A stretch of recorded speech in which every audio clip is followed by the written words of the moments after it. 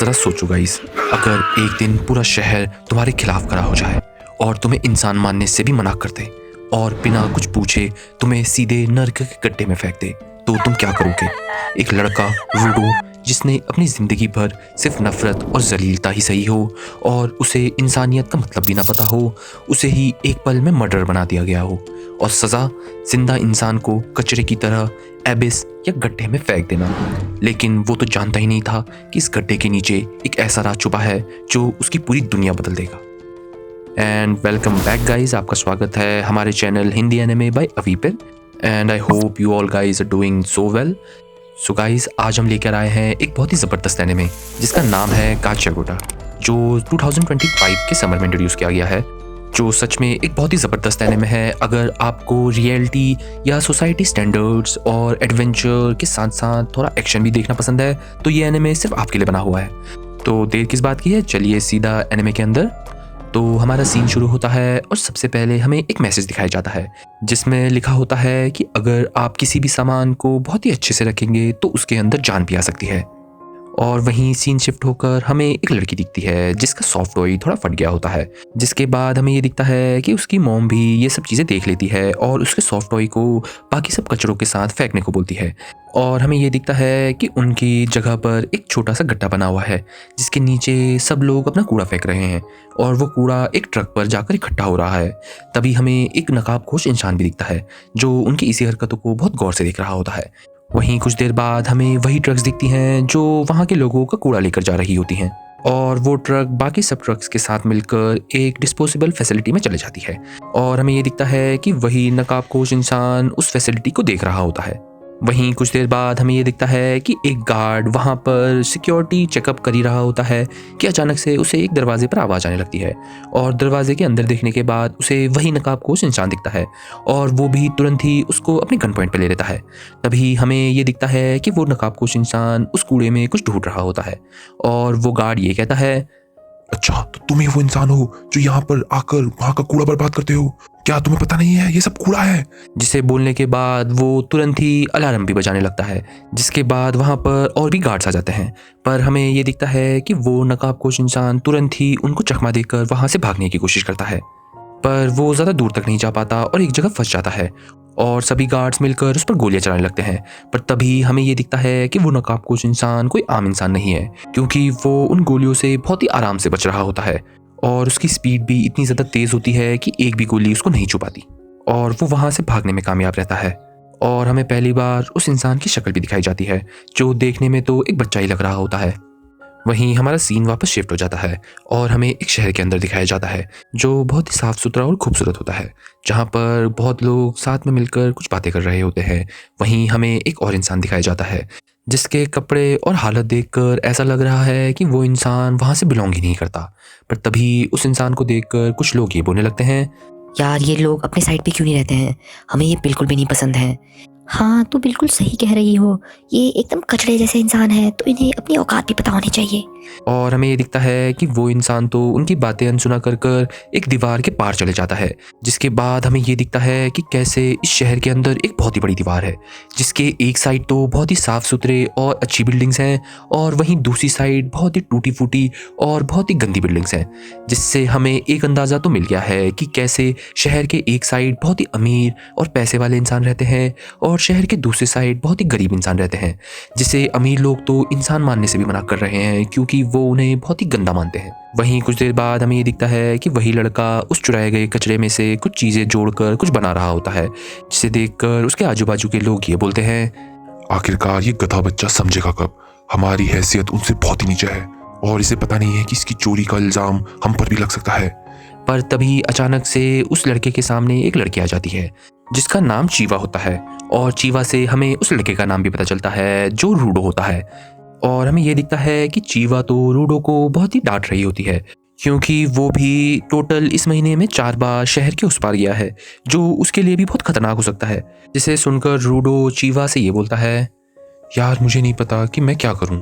मुझे ये बिल्कुल अच्छा नहीं लगता कि ये अमीर लोग ऐसे कचरा फेंकते हैं जो एकदम सही सामान भी होता है। देखो मैंने इससे क्या क्या बना रखा है और अगर मैं ये नहीं करूँगा तो मैं जिंदा कैसे रहूँगा?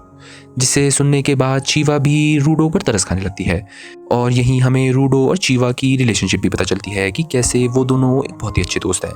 तभी उन दोनों की बातों के दौरान हमें ये दिखता है कि कुछ और बच्चे भी आ जाते हैं जो रूडो को बहुत ही बुली करने लगते हैं और वो चीवा को भी रूडो से दूर रहने के लिए बोलते हैं। और वहीं हमें उन बच्चों से इस जगह की थोड़ा पास भी पता चलता है कि कैसे शायद ये जगह अमीरों ने इसलिए अलग रखी थी क्योंकि वो लोग यहाँ पर प्रिजन बनाना चाहते थे। पर जैसे ही कुछ साल बीते तो अमीरों ने यहाँ से एकदम कनेक्शन ही तोड़ दिया, जिसके बाद यहाँ पर एक अलग ही दुनिया बन गई जो वहाँ की अमीरों की दुनिया से एकदम अलग थी। और ऊपर से अमीर लोग तो वहाँ के लोगों को इंसान भी नहीं मानते थे। पर ये सब चीज़ें नॉर्मल हो ही रही थी कि रूडो के पापा ने बहुत सारे मर्डर्स भी कर दिए थे, जिससे वहाँ के अमीरों को उन लोगों पर और भी ज़्यादा भरोसा कम होने लगा। और ऐसे ही बातों के दौरान वो लोग रूडो के पापा के लिए भी बहुत गलत बोलते हैं, जिससे रूडो के आंखों पर हमें बहुत ही ज़्यादा गुस्सा दिखाया जाता है। और वो गुस्सा वो पुलिस भी देख लेते हैं, जिससे वो लोग भी डरकर वहाँ से उन्हें अकेला छोड़कर चले जाते हैं। पर वो जाने से पहले रूडो पर इल्ज़ाम लगाते हैं कि कैसे वो भी अपने पापा के जैसे ही एक मर्डरर बनेगा, जिससे रूडो भी थोड़ा सैड होने लगता है। पर चीवा उसे डिमोटिवेट होने से रोकती है और उसे ये समझाती है कि कैसे वो एक बहुत ही अच्छा इंसान है और वो अपने पापा जैसा बिल्कुल भी नहीं बनेगा। तभी उनकी बातों के दौरान चीवा रूडो के पास एक बहुत ही क्यूट सॉफ्ट टॉय देखती है, जिसे देखकर वो बहुत ही खुश हो जाती है। और हमें ये दिखता है कि ये तो वही सॉफ्ट टॉय है जो रूडो कूड़ो से लेकर आया था और उसने उसे एकदम नए जैसा बना दिया है। और रूडो भी चीवा के चेहरे की स्माइल देखकर वो सॉफ्ट टॉय उसे गिफ्ट देने की कोशिश करता है।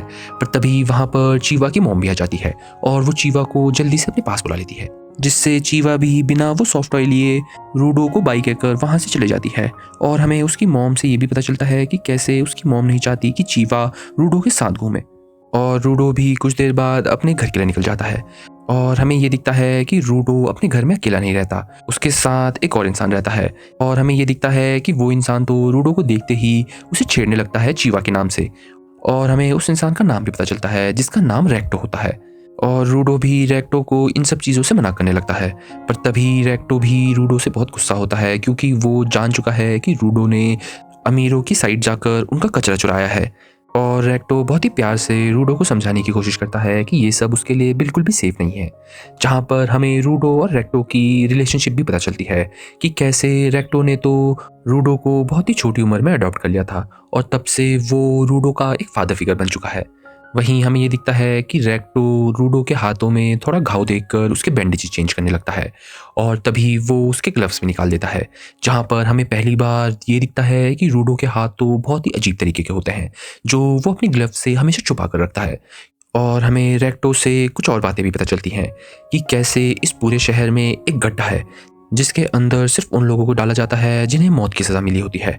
और रूडो के पापा को भी ऐसी ही गलती की वजह से मौत की सज़ा मिली थी। और रेक्टो ये नहीं चाहता कि रूडो को भूल कर भी कभी इतनी खतरनाक सज़ा मिले, तो वो चाहता है कि रूडो अपना ख्याल रखे। और वहीं हमें रूडो का थोड़ा पास भी दिखता है कि कैसे जब रूडो बच्चा था तो अचानक से एक दिन जब रूडो बच्चा था तो उसके हाथ एकदम लाल काले पड़ गए और उसके दिमाग में भी इन सब चीज़ों की वजह से बहुत तेज़ दर्द होने लगा, जिससे वहाँ पर मौजूद सभी लोग उसे बहुत अजीब नज़रिए से देखने लगे। पर जब उसे रेक्टो मिला तो उसने उसके लिए वो ग्लव्स बनाए जो वो आज तक पहनता है और वो ग्लव्स दुनिया से उसके इन हाथों को छुपाते हैं। पर तभी भी लोगों को ये शक होता है कि वो ये ग्लव्स हमेशा ही क्यों पहनता है। पर रूडो से हमें ये भी पता चलता है कि कैसे ये ग्लव्स सिर्फ उसे दूसरों के नज़रियों से ही नहीं बल्कि अपने आप से भी बचाते हैं, क्योंकि वो जब भी ये ग्लव्स पहनता है तो उसे दर्द होना बिल्कुल बंद हो जाता है। और ऐसे ही उन दोनों की बातें चलती रहती हैं जब हमें ये दिखता है कि एक और ही अनजान सा मास्क पहना हुआ इंसान उनके घर में नज़र रख रहा है। वहीं अगले दिन हमें ये दिखता है कि रूडो एक जगह जाने के लिए तैयार होता है और हमें रूडो से उस गड्ढे के बारे में भी पता चलता है कि कैसे उस गड्ढे में सिर्फ लोगों को ही नहीं डाला जाता, उस गड्ढे में उन सब चीज़ों को डाला जाता है जिन्हें लोगों ने यूज़ करना बंद कर दिया है। और तभी हमें पहली बार उस गड्ढे को भी दिखाया जाता है जो उनके शहर से बस इंचों दूर होता है। और वहाँ पर कुछ लोग भी जमा होते हैं क्योंकि आज फिर से एक इंसान को उस गड्ढे में फेंका जाने वाला होता है। और रूडो भी ये सब चीज़ें देख रहा होता है कि तभी वहाँ पर चीवा भी आ जाती है, जिसे देखकर रूडो थोड़ा चौंक जाता है। और तभी वो लोग आपस में बात करने लगते हैं, जहाँ पर चीवा रूडो से ये बोलती है, देखो रूडो, क्या तुम्हें पता है कि वो जगह एबिस क्यों कहलाती है? और इस एबिस के पास ही हमारा घर क्यों है, जहाँ पर ये लोग किसी को भी मार देते हैं या कूड़ा फेंकते हैं। मुझे तो बस इतना पता है कि इन लोगों ने जानबूझकर ये सब चीज़ें करी हुई हैं, ताकि हम जैसे गरीबों को ये अमीर लोग हमेशा ये जता पाएँ कि इन लोगों की वजह से ये दुनिया चलती है, और अगर हमने कुछ भी गलत करा तो हमें ये सीधा मार देंगे। पर रूडो, मुझे तुमसे एक वादा चाहिए, चाहे कुछ भी हो जाए तुम ऐसा कुछ भी नहीं करोगे कि तुम्हें भी एबिस में जाना पड़े। चलो चलो, मुझसे वादा करो। और हमें तो ये दिखता है कि ये सब चीज़ें सुनकर रूडो तो बहुत शर्माने लगता है, क्योंकि चीवा उसकी इतनी ज़्यादा केयर कर रही होती है। पर तभी वो अपने आप को थोड़ा होश में लाता है और ये बोलता है, ठीक है चीवा, जैसा तुम बोलो, मैं कुछ भी नहीं करूँगा। तुम तब तक ये लो, ये टॉय मैंने पिछले बार ही लिया था और शायद ये थोड़ा सा फटा था, पर मैंने इसको बना लिया था। तुम्हें ये उस दिन बहुत पसंद आया था ना, ये लो। और चीवा भी रूडो का गिफ्ट बहुत ही प्यार से स्वीकार कर लेती है, जिसे देख कर रूडो बहुत शर्माते हुए घर की तरफ भागने लगता है और वो मनी मन ये बोल रहा होता है, हो, आखिरकार मुझे पता चली गया कि चीवा मेरी कितनी केयर करती है।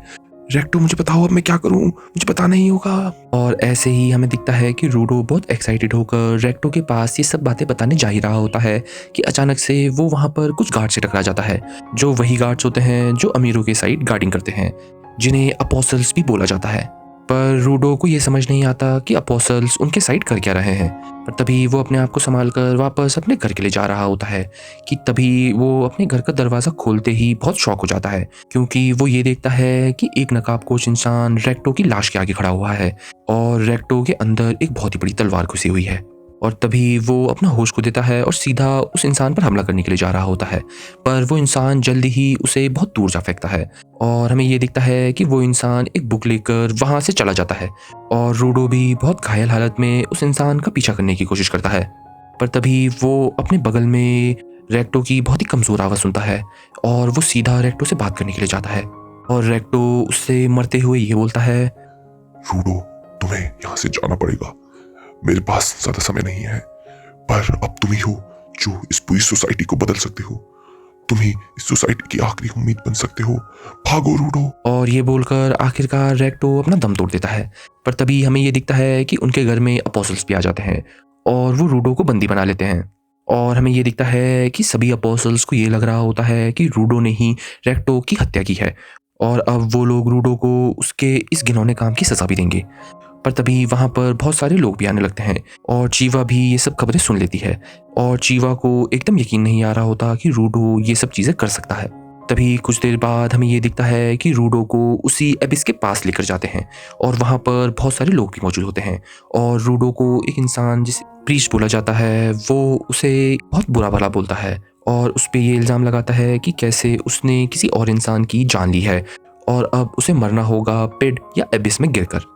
और वहाँ मौजूद सभी लोग भी इस चीज़ पर एग्री कर रहे होते हैं, जिससे हमें रूडो के अंदर वही डर दिखाया जाता है जो उसे बचपन से था, जब उसके हाथों में ये निशान आ गए थे, जिससे लोग उसे बहुत ही नीची नज़र से देखने लगे थे, क्योंकि सभी को यही लग रहा था कि उसमें कुछ ना कुछ तो गलत है।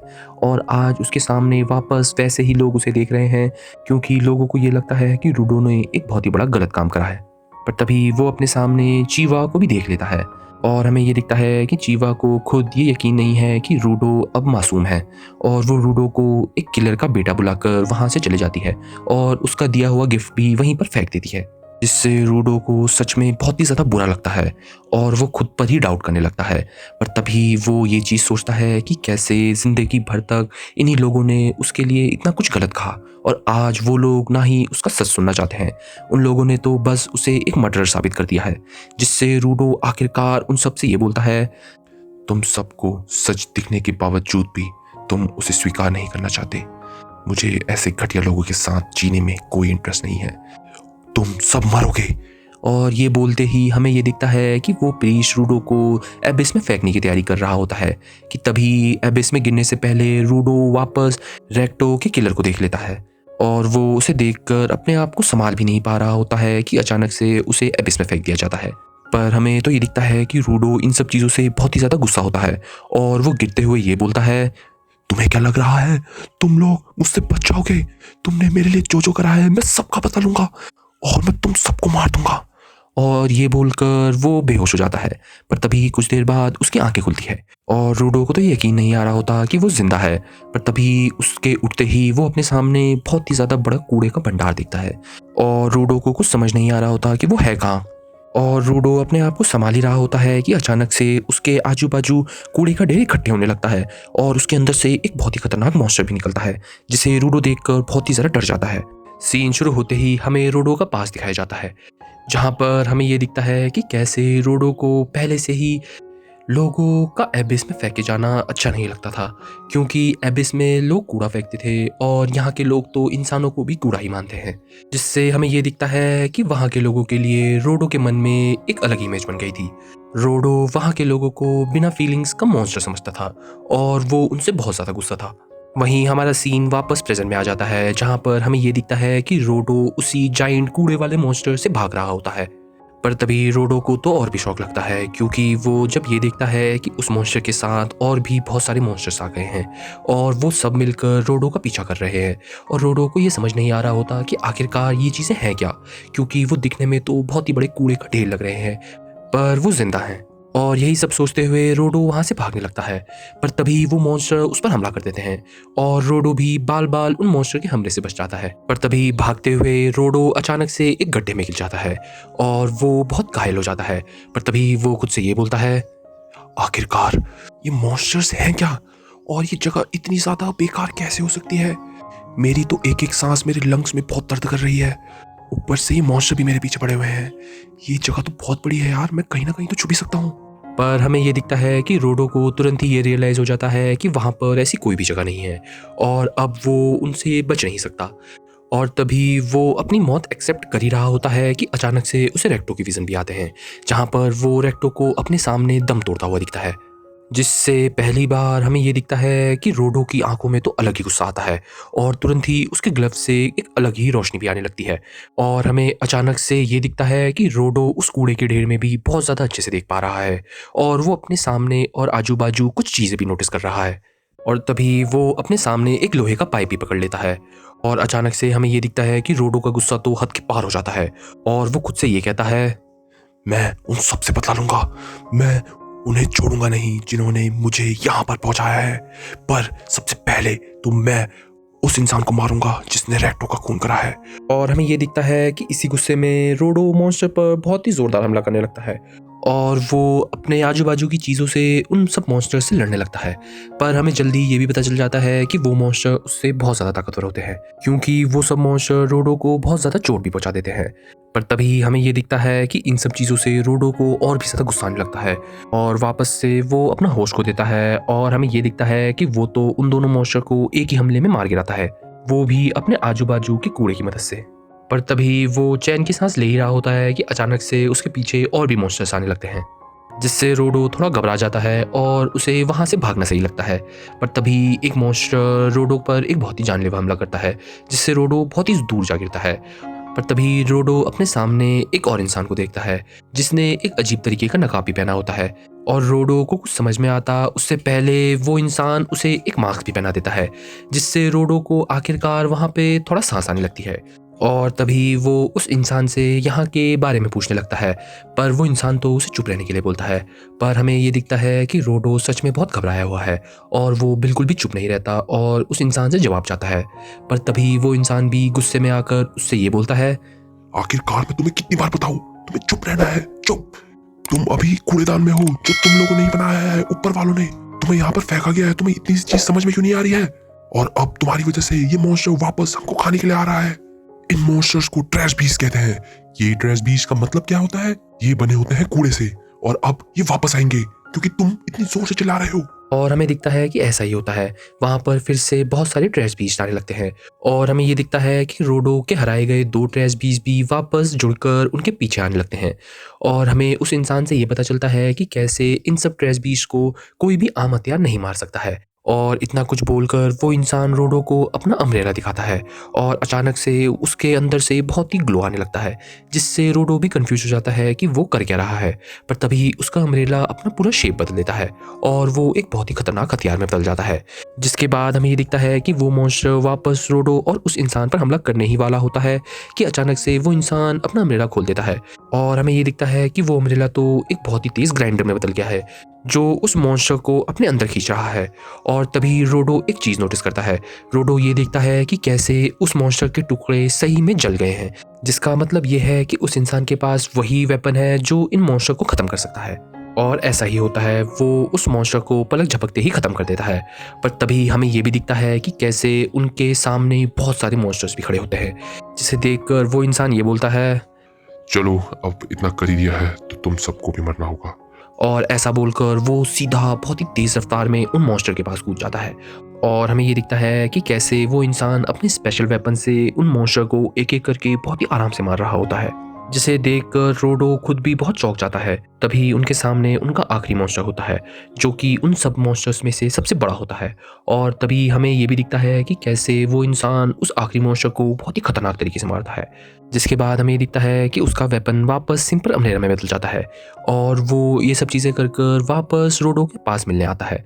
जिसके बाद रोडो उससे पूछता है कि वो है कौन, और ये सब चीज़ें सुनकर तभी वो इंसान आखिरकार अपना मास्क निकाल देता है और हमें उसका नाम पता चलता है। उसका नाम इंजन होता है।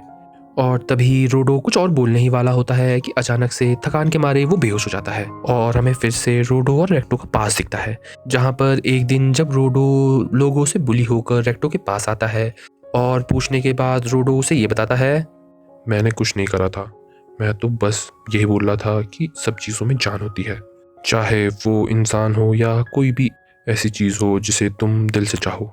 और हमें ये दिखता है कि कैसे रेक्टो भी उसकी इस बात पर एग्री करता है और उसे बहुत प्यार से ये बोलता है, देखो रोडो, सब चीज़ों में जान होती है, बस तुम्हें उन चीज़ों को संभाल कर रखना होता है।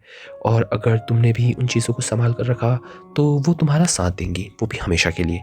और हमें ये दिखता है कि रेक्टो की ये सब बातें सुनकर रोडो को उस पर यकीन होता है और वो मन से बहुत ही ज़्यादा खुश होता है। वहीं कुछ देर बाद हमें ये दिखता है कि रोडो की आंखें फिर से एबिस में खुलती है, जहाँ पर वो अपने आप को बता हुआ पाता है और वो ये दिखता है कि कैसे इंजन उसे कहीं लेकर जा रहा है। और तभी वो इंजन से ये बोलता है, आखिरकार तुम मुझे लेकर कहाँ जा रहे हो? तुम मुझसे चाहते क्या हो? तुम हो कौन? मुझे अपने घर वापस जाना है। और तभी ये सब चीज़ें सुनकर इंजन उससे ये बोलता है, सॉरी, ये तो पॉसिबल नहीं है।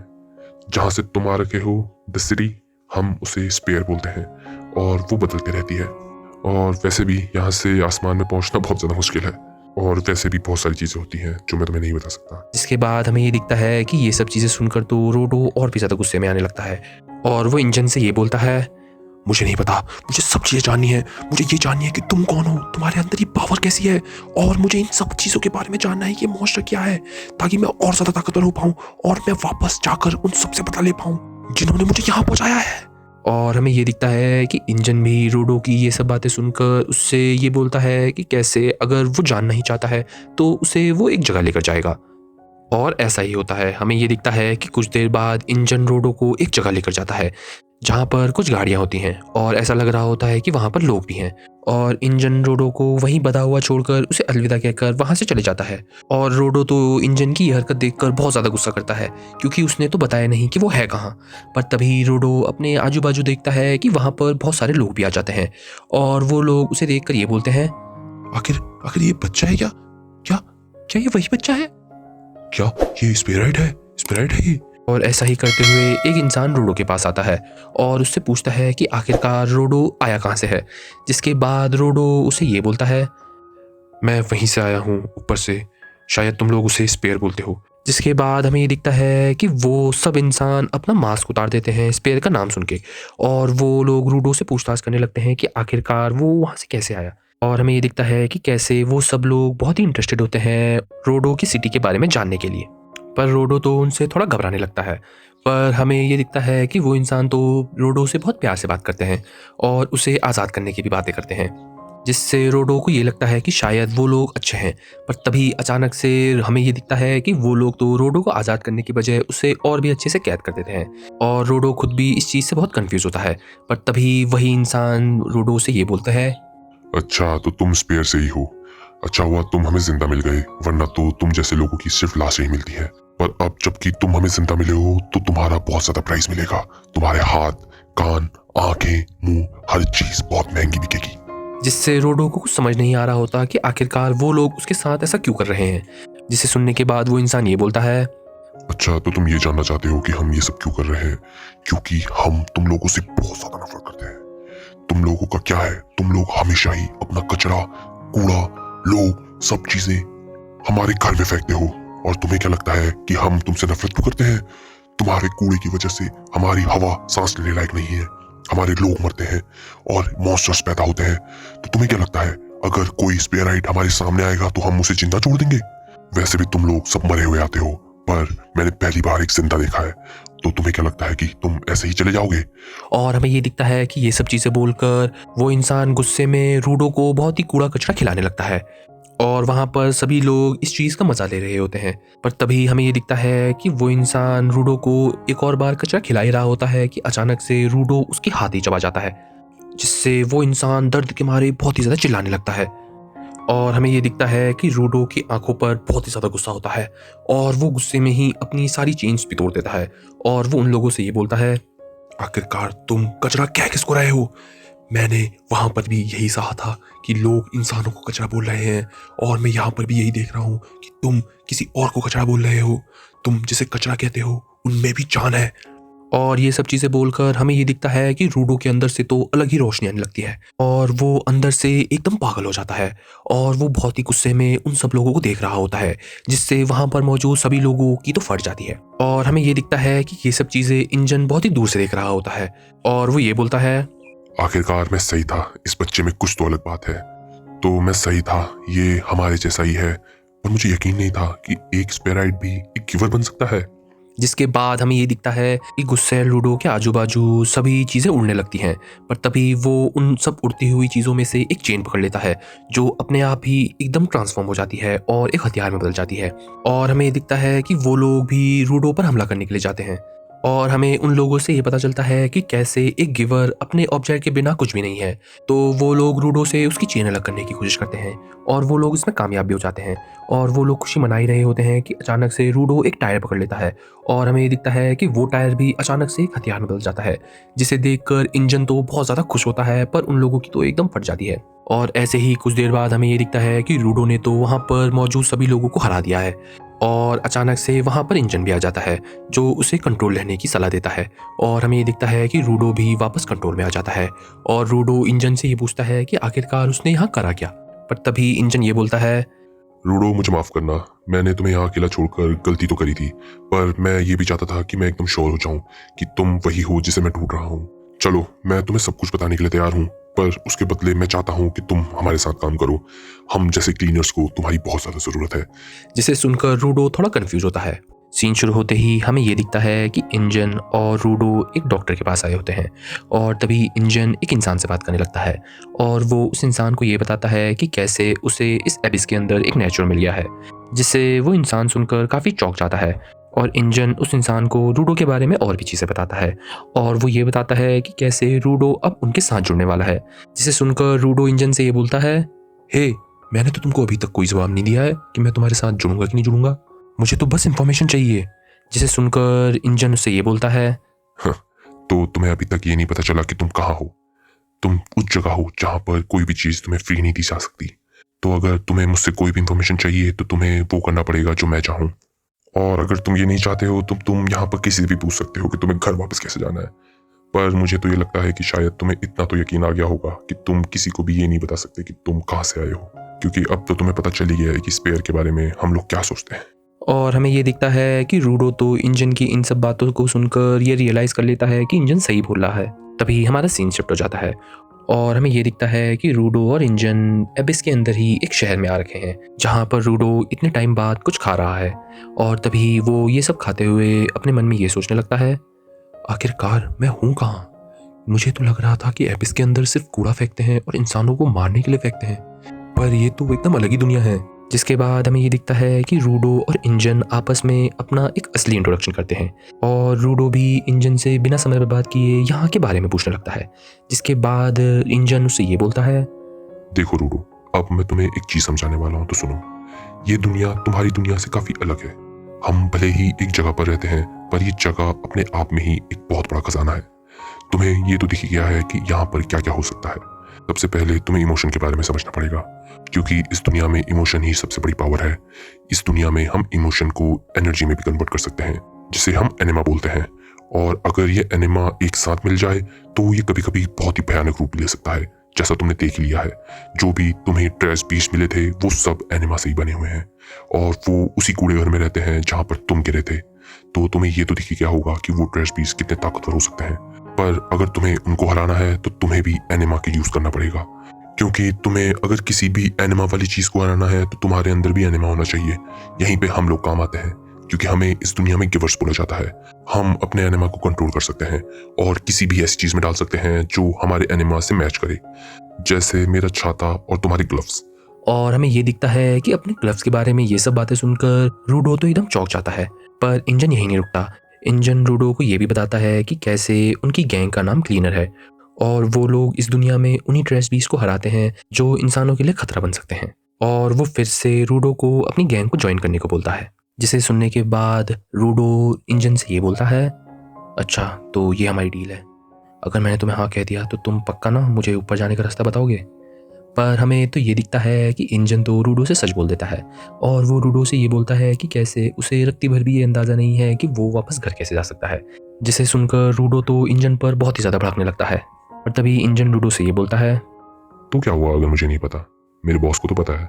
अगर तुम हमारे साथ जुड़ते हो तो मैं हमारे बॉस से कह के तुमको जल्दी से जल्दी घर पहुंचा भी सकता हूँ। जिसे सुनने के बाद रूडो थोड़ा कंफ्यूज होने लगता है। पर तभी इंजन रूडो से उसके ग्लव्स के बारे में पूछता है, जिसे सुनकर रूडो उसे ये बताता है कि कैसे वो ग्लव्स उसके पापा ने उसे दिए हैं, और अब वो उसके पापा की आखिरी निशानी है। जिसे सुनने के बाद इंजन भी उन ग्लव्स की तारीफ करने लगता है, और रूडो से ये कहता है, लगता है तुम्हारे पापा सच में तुमसे बहुत प्यार करते थे, क्योंकि जिस हिसाब से ये ग्लव्स की हालत है तुमने इसे बहुत संभाल के रखा है। और तुम्हें एक चीज़ फिर से बता देता हूँ, तुम जितना भी चीज़ों को प्यार करोगे उनमें अपने आप ही जान आ जाएगी, और वही जान तुम्हारे एनिमा को और भी स्ट्रॉन्ग करेगी। और हमें ये दिखता है कि रूडो तो ये सब बातें सुनकर थोड़ा इमोशनल हो जाता है। पर तभी हमें ये दिखता है कि इंजन को एक कॉल आने लगता है, जिसके बाद इंजन रूडो को वहाँ अकेला छोड़कर जा रहा होता है, और वो रूडो को उसके साथ ज्वाइन करने के बारे में सोचने को कहता है। पर हमें ये दिखता है कि रूडो तो इंजन को जाते हुए देखकर उसे रोककर उसका बहुत धन्यवाद करता है, क्योंकि अभी तक इंजन ने रूडो की बहुत मदद करी है और वो उस चीज़ का बहुत ग्रेटफुल है। और तभी इंजन ये सब बातें सुनकर रूडो को कुछ पैसे दे देता है, और वो उसके साथ थोड़ा मजाक करते हुए वहाँ से चले जाता है, जिससे रूडो भी इंजन पर थोड़ा गुस्सा करता है और इंजन वहाँ से चले जाता है।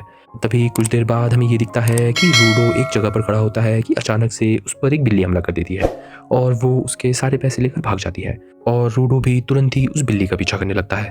पर वो बिल्ली उसके हाथ नहीं आ रही होती है। पर तभी गली के अंदर जाते ही रूडो को एक लकड़ी दिखती है, जिसकी मदद से वो तुरंत ही बिल्ली को पकड़ने में कामयाब रहता है। पर तभी उसके पीछे एक और इंसान आ जाता है, और वो इंसान उससे ये बोलता है, ओए, तुम्हारे पास मेरी छड़ी आई कैसे? तुम्हें मैं पहली और आखिरी वार्निंग दे रहा हूँ, मेरी छड़ी मुझे वापस कर दो। जिसके बाद हमें ये दिखता है कि रूडो को ये समझ नहीं आ रहा होता कि वो इंसान ऐसा क्यों बोल रहा है, और वो उस इंसान को कुछ बोलने वाला ही होता है कि अचानक से वो इंसान जल्दी से उसके पास आ जाता है और वो उसे छड़ी छीन लेता है। जिसके बाद हमें ये दिखता है कि वो इंसान तो उस छड़ी को बहुत अच्छे से फील करने लगता है। पर तभी रूडो एक चीज़ नोटिस करता है। रूडो ये देखता है कि उस इंसान के पास भी वही एम्बलम है जो इंजन के पास है, जिसका मतलब ये है कि वो क्लीनर्स में से एक है। जिसके बाद हमें ये दिखता है कि उस इंसान की छड़ी बहुत ग्लो करने लगती है, और वो रूडो से ये बोलता है, तुम्हें क्या लगता है तुम किसी का भी सामान चुरा लोगे और वो इंसान तुम्हें ऐसे ही छोड़ देगा? अब मुझे तुम्हें सबक सिखाना ही होगा। जिसके बाद हमें ये दिखता है कि उस इंसान की छड़ी तो एकदम अपना रूप बदल देती है, और वो एक बहुत ही खतरनाक हथियार में बदल जाती है, जिससे देखकर रूडो भी चौंक जाता है, और वो उसे कुछ कहने ही वाला होता है कि अचानक से वो इंसान उस पर हमला कर देता है। पर हमें ये दिखता है कि वो इंसान उस पर हमला करने के बाद ये बोलता है, तुम्हारी ये मेरी तरफ से पहली और आखिरी वार्निंग थी, रूडो द नेचुरल। जिसके बाद हमें ये दिखता है कि उस इंसान ने तो रूडो को अपने हमले से एकदम बाल बाल बचाया होता है, और रूडो की भी हालत एकदम ख़राब हो गई होती है। पर तभी रूडो उस इंसान से ये पूछता है कि उसे उसके बारे में कैसे पता। जिसके बाद वो इंसान उससे ये बोलता है, मुझे तुम्हारे बारे में सब पता है।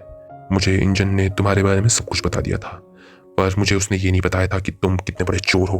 पर चलो कोई ना, तुम्हें मैं ही सीधा करूँगा, क्योंकि मैं ही तुम्हें अब से ट्रेन करने वाला हूँ। जिसके बाद हमें ये दिखता है कि रूडो तो उस इंसान की बातें सुनकर उसे समझाने की कोशिश करता है कि कैसे उसने वो छड़ी सिर्फ उस बिल्ली को पकड़ने के लिए ली थी, पर वो इंसान तो उसकी एक भी बात मानने से मना कर देता है और उल्टा वो इंसान उससे ये कहता है कि उसकी ऐसी हरकतें ये दिखाती है कि उसका बाप कितना कमज़ोर था। जिसे सुनने के बाद हमें ये दिखता है कि रूडो की आंखों में बहुत ही ज़्यादा गुस्सा आ जाता है, पर तभी रूडो अपने बचपन की एक बात सोचने लगता है जहाँ पर रूडो रेक्टो से बहुत ज़्यादा गुस्सा है। पर तभी रेक्टो रूडो को बहुत प्यार से समझाकर उसे ये बोलता है, रूडो सुनो, मुझे पता है तुम बहुत ज़्यादा गुस्से हो, पर तुम्हें ये चीज़ समझनी होगी, तुम गुस्से में ना तो अपना भला करोगे ना ही सामने वाले का, क्योंकि तुम उससे जो भी बात करोगे वो अपने आप को बचाने की कोशिश करेगा और तुम अपने आप को। तो हमेशा ये बात याद रखना, गुस्से से बहुत ज़्यादा बड़ी शांति होती है। जिसके बाद हमें ये दिखता है कि रूडो भी अपने सामने वाले इंसान को देखकर ये सोचता है, अच्छा तो रेक्टो मुझसे यही कहना चाहता था, ये इंसान अभी बहुत ज़्यादा गुस्से में है क्योंकि मैंने इससे एक बहुत ही करीबी चीज़ ले ली थी, और अगर मैं भी इसकी जगह होता तो शायद मैं भी इतना ही गुस्से में होता। और हमें ये दिखता है कि रूडो ये सब चीज़ें सोचकर आखिरकार उस इंसान से माफ़ी मांगता है। जिसके बाद हमें ये दिखता है कि वो इंसान तो एकदम नॉर्मल हो जाता है और उल्टा वो इंसान रूडो से ये कहता है, नहीं नहीं सॉरी, मेरी गलती है, मैं बहुत ज़्यादा एग्रेसिव हो गया था यार, कैसे ना हूँ, ये चीज़ मेरे लिए बहुत ज़्यादा कीमती है। तुम्हें तो पता ही है कि हम अगर किसी चीज़ को दिल से चाहें तो उसके अंदर भी जाना जाती है, तो मैं इस चीज़ को अपने आप से अलग नहीं कर सकता। और हमें ये दिखता है कि वो इंसान तो एकदम बहुत ही प्यार से रूडो से बात करने लगता है, जिससे रूडो खुद भी बहुत ज़्यादा चौंक जाता है क्योंकि उसने तो अभी अभी उस इंसान को इतने ज़्यादा गुस्से में देखा था। पर तभी वो इंसान रूडो से बहुत ही प्यार से उसके वाइटल इंस्ट्रूमेंट के बारे में पूछता है, जिससे रूडो को लगता है कि शायद वो उसके ग्लव्स के बारे में बात कर रहा है। पर हमें तो ये दिखता है कि रूडो तो अभी तक बहुत चौंका हुआ है कि वो इंसान इतना बदल कैसे गया। पर तभी उसको ये लगता है कि शायद रेक्टो की सारी बातें सच्ची थी, क्योंकि रेक्टो ने हमेशा उसको ये कहा था कि वो अगर किसी भी सिचुएशन में शांति से जाएगा तो सिचुएशन अपने आप ही सॉल्व हो जाएगी। पर उसके गुस्सैल नेचर की वजह से वो अभी तक जिस भी सिचुएशन में रहा है हमेशा कुछ ना कुछ गलत ही हुआ है। पर अब फिर से रूडो अपने आप को बदलने की कोशिश करेगा और हमें ये दिखता है कि रूडो यही सब चीज़ें सोचते हुए उस इंसान से बहुत ही प्यार से बातें करने लगता है। पर हमें तो ये दिखता है कि रूडो का प्यार भी बहुत ही अजीब है क्योंकि उसने आज तक किसी से भी प्यार से बातें नहीं करी है। तो हमें ये दिखता है कि उस इंसान को तो ऐसा लग रहा है कि रूडो उसका मजाक उड़ा रहा है और वो फिर से गुस्से में आ जाता है। जिसके बाद वो इंसान ये बोलता है, तुम पागल हो क्या? तुम्हारी इतनी बड़ी गलती के बाद भी मैंने तुमसे इतने अच्छे से बात करी और तुम हो कि मेरा मजाक उड़ा रहे हो? बस बहुत हो गया, अब मुझे तुम्हें सबक सिखाना ही होगा। जिसके बाद हमें ये दिखता है कि वो इंसान फिर से अपनी छड़ी को अपने वेपन में बदल देता है। पर हमें ये दिखता है कि रूडो तो उसको बहुत बार समझाने की कोशिश करता है कि वो ये सब जानबूझकर नहीं कर रहा है। पर तभी वो इंसान रूडो से ये बोलता है, तो तुम्हें सबक सिखाने के बाद मैं तुम्हें यही सिखाऊंगा कि असली परवरिश किसको कहते हैं। शायद तुम्हारे बाप ने तुम्हें अच्छे से सिखाया नहीं है। जिसके बाद हमें ये दिखता है कि ये सब बातें सुनकर तो रूडो अपना होश फिर से खो देता है और हमें ये दिखता है कि रूडो को तो फिर से वही विजन आ रहे होते हैं कि रेक्टो उसके सामने मरा हुआ पड़ा हुआ है और रेक्टो उससे बार बार भागने की बातें कर रहा है। जिससे हमें ये दिखता है कि रूडो आखिरकार अपना होश खो देता है और उससे ये बोलता है, तुम्हें ये बिल्कुल नहीं कहना चाहिए था। मैं अब तक बहुत अच्छा बना हुआ था, पर अब बहुत हो गया, अब मैं और नहीं सुनने वाला। जिसके बाद हमें ये दिखता है कि रूडो अपने बगल से एक पाइप निकालता है और हमें ये दिखता है कि रूडो बहुत ही गुस्से में उस पाइप को जोर से पकड़ता है, जिससे वो पाइप भी बहुत ही ज़्यादा ग्लो करने लगता है। और हमें ये दिखता है कि वो इंसान भी ये सब चीज़ें देखकर बहुत शॉक हो जाता है और वो रूडो से ये बोलता है, अच्छा तो अब मुझे पता चला कि इंजन तुम्हें नेचुरल क्यों बोल रहा था। पर तुम कुछ भी हो, तुम असली लड़ाई में टिक नहीं सकते, मुझसे भी नहीं, बल्कि मैं बहुत ही ज़्यादा बेसिक हूँ। जिसके बाद हमें ये दिखता है कि उसी इंसान की छड़ी तुरंत ही रूडो के पास जा गिरती है, जिससे रूडो भी बहुत शॉक हो जाता है। पर तभी वो इंसान बिना रुके भागकर रूडो के पास जाता है और उस पर हमला करने लगता है और रूडो भी बाल बाल उसके हमलों से बच रहा होता है। और हमें ये दिखता है कि एक बार तो रूडो भी उस पर हमला करने में कामयाब रहता है और उसके चेहरे में कुछ लगा देता है। पर तभी वो ये सब चीज़ें देखकर बहुत गुस्से में आकर रूडो पर एक बहुत जोरदार हमला करता है, जिससे रूडो सीधा ज़मीन में जा गिरता है। और वो इंसान ये सब चीज़ें देखकर यही सोच रहा होता है कि रूडो को हराना कितना आसान था। पर तभी वो एक चीज़ नोटिस करता है, उसके चेहरे में कुछ लगा होता है, जिसे निकालने के बाद वो बहुत चौंक जाता है क्योंकि वो और कुछ नहीं पॉटी होती है। और तभी वो रूडो के हथियार को गौर से देखता है जो दरअसल एक प्लंजर होता है, जिसे देखकर वो और भी ज़्यादा चौंक जाता है और वो रूडो से ये कहता है कि आखिरकार उसने ये प्लंजर हथियार कैसे बनाया। और हमें तो ये दिखता है कि रूडो को तो ये पता ही नहीं है कि प्लंजर होता क्या है, क्योंकि उसकी दुनिया में ऐसी कोई भी चीज़ नहीं थी। पर वो इंसान तो रूडो को ऐसा देखकर बहुत ही ज़्यादा चौंक जाता है और वो बहुत डर रहा होता है क्योंकि रूडो तो उसी प्लंजर से उस पर हमला कर रहा होता है। और हमें यहाँ पर बहुत ही फनी सीक्वेंस दिखाया जाता है जहाँ पर वो इंसान रूडो के हमलों से बार बार बच रहा होता है और उसके आजू बाजू रूडो के प्लंजर में जो पॉटी फंसी है वो बार बार निकल रही होती है और वो इंसान उस चीज़ से बहुत डर कर रूडो से भागने की कोशिश करता है। और रूडो भी ये समझता है कि शायद उसके हाथों में बहुत ही खतरनाक हथियार है जिससे वो इंसान डर रहा है। और ऐसे ही करते हुए कुछ देर बाद हमें ये दिखता है कि वो इंसान एक जगह पर फिसल जाता है, वो भी उसी बिल्ली की वजह से जिसके पीछे रूडो पड़ा हुआ था। और रूडो भी इस चीज़ का फ़ायदा उठाकर उस इंसान पर उसी प्लंजर से हमला कर देता है और उसके आजू बाजू बहुत सारी पॉटी फेंक देता है। तभी हमारा सीन शिफ्ट हो जाता है और कुछ देर बाद हमें ये दिखता है कि इंजन रूडो को लेने अपनी कार में आता है, जिसके बाद वो अपने सामने ये दिखता है कि रूडो ने तो उस इंसान को बहुत ही बुरी तरीके से हरा दिया है और वो इंसान भी एकदम बेहोश पड़ा हुआ है। ये हमारा सीन शिफ्ट हो जाता है और हमें ये दिखता है कि इंजन तो रूडो और उस इंसान की लड़ाई सुनकर बहुत ही ज़्यादा हंस रहा होता है और तभी इंजन के ज़रिए हमें उस इंसान का नाम भी पता चल जाता है जिसका नाम ज़ाक होता है। और हमें ये पता चलता है कि कैसे रूडो को भी ये पता चल गया है कि वो कर क्या रहा था, जिससे रूडो भी बहुत शर्मिंदा है और वो ज़ाक से उसकी हरकतों के लिए माफ़ी मांगता है। और तभी हमें ये दिखता है कि उन तीनों के साथ एक लड़की भी होती है जिसका नाम रियो होता है, जिसे देखकर रोडो थोड़ा घबराने लगता है। पर हमें ये दिखता है कि वो लड़की तो रोडो पर बहुत इंटरेस्टेड होती है क्योंकि रोडो स्पेयर से आया होता है और वो रोडो के बालों के साथ खेलने लगती है। और वहीं इंजन उन सबको ये बताता है कि अब वो लोग कहीं जाने वाले हैं। सीन शुरू होते ही हमें ये दिखता है कि हमारी क्लीनर गैंग, जिसमें रूडो भी शामिल हो चुका है, एक जगह जा रही होती है। और हमें ये भी दिखता है कि कैसे रूडो तो पूरी जर्नी में बहुत ही ज़्यादा शौक में होता है और उसकी बहुत फटी हुई होती है, पर तभी आखिरकार उनकी जर्नी ख़त्म हो जाती है और वो लोग एक जगह पर उतरते हैं जहाँ पर इंजन रूडो को ये बताता है कि कैसे वो लोग उनके हेडक्वार्टर्स में आ चुके हैं। वहीं कुछ देर बाद बिल्डिंग के अंदर जाते हुए वो लोग आपस में अलग हो जाते हैं और हमें ये दिखता है कि रियो रूडो को थोड़ा छेड़ती है, जिससे रूडो भी थोड़ा घबरा जाता है। और तभी इंजन भी रूडो को एक लड़की से मिलाता है जो उनके हेडक्वार्टर की रिसेप्शनिस्ट होती है, जिसका नाम समीर होता है। और हमें ये दिखता है कि रूडो तो समीर से मिलने जा ही रहा होता है कि अचानक से समीर उसके सामने में एक फोक से हमला कर देती है, जिससे रूडो बहुत डर जाता है। पर हमें ये दिखता है कि समीर ने तो उसके सामने 2 मक्खियों को मारा है, पर हमें ये साफ साफ दिखता है कि रूडो की तो इन सब चीज़ों से और भी ज़्यादा फटने लगती है।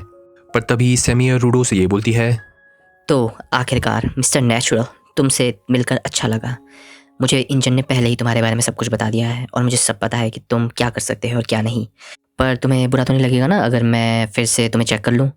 जिसके बाद हमें ये दिखता है कि इंजन रूडो को ये बताता है कि कैसे समीर के पास एक अलग ही एबिलिटी है और वो अपने वाइटल इंस्ट्रूमेंट अपने ग्लासेस से लोगों के अंदर की काइनेटिक एनर्जी भी देख सकती है और वो ये देख सकती है कि लोगों के अंदर का एनिमा कैसा है, जिससे वो किसी की भी पोटेंशियल और भी ज़्यादा अच्छे से महसूस कर सकती है। और हमें ये दिखता है कि समीर अपनी एबिलिटी स्टार्ट कर देती है और हमें ये दिखता है कि समीर अपनी एबिलिटी से रोडो की तरफ देख ही रही होती है कि अचानक से उसकी एबिलिटी बंद हो जाती है। और हमें ये साफ साफ दिखता है कि शायद समीर ने रोडो के अंदर कुछ अजीब भी देख रखा है। पर तभी इंजन उससे ये पूछता है कि आखिरकार उसने देखा क्या, जिसके बाद समीर उससे ये बोलती है, बाहर से तो रूडो एकदम सही है, पर इंजन मैं तुम्हें ये बताना चाहती हूँ, रूडो के पास उसके वाइटल इंस्ट्रूमेंट के साथ अभी अच्छा तालमेल नहीं बैठ रखा है, तो इस पर हमें बहुत ज़्यादा काम करना पड़ेगा। और हमें ये दिखता है कि समीर कुछ ना कुछ तो छुपा रही होती है। और हमें ये दिखता है कि इंजन रूडो को अब अपने बॉस से मिलने के लिए लेके जा रहा होता है। पर हमें ये भी दिखता है कि कैसे इंजन को समीर पर कुछ ना कुछ तो शक हो गया है। वहीं कुछ देर बाद हमें ये दिखता है कि रूडो इंजन से ये पूछता है, तो आखिरकार इंजन, इस क्लीनर गैंग में कितने लोग हैं और यहाँ पर कौन कौन रहता है? जिसे सुनकर इंजन ये बोलता है, अच्छा कितने लोग? यार सही बताऊं तो मैं काउंटिंग तो भूल गया हूँ, पर लगभग 100 लोग तो होंगे ही।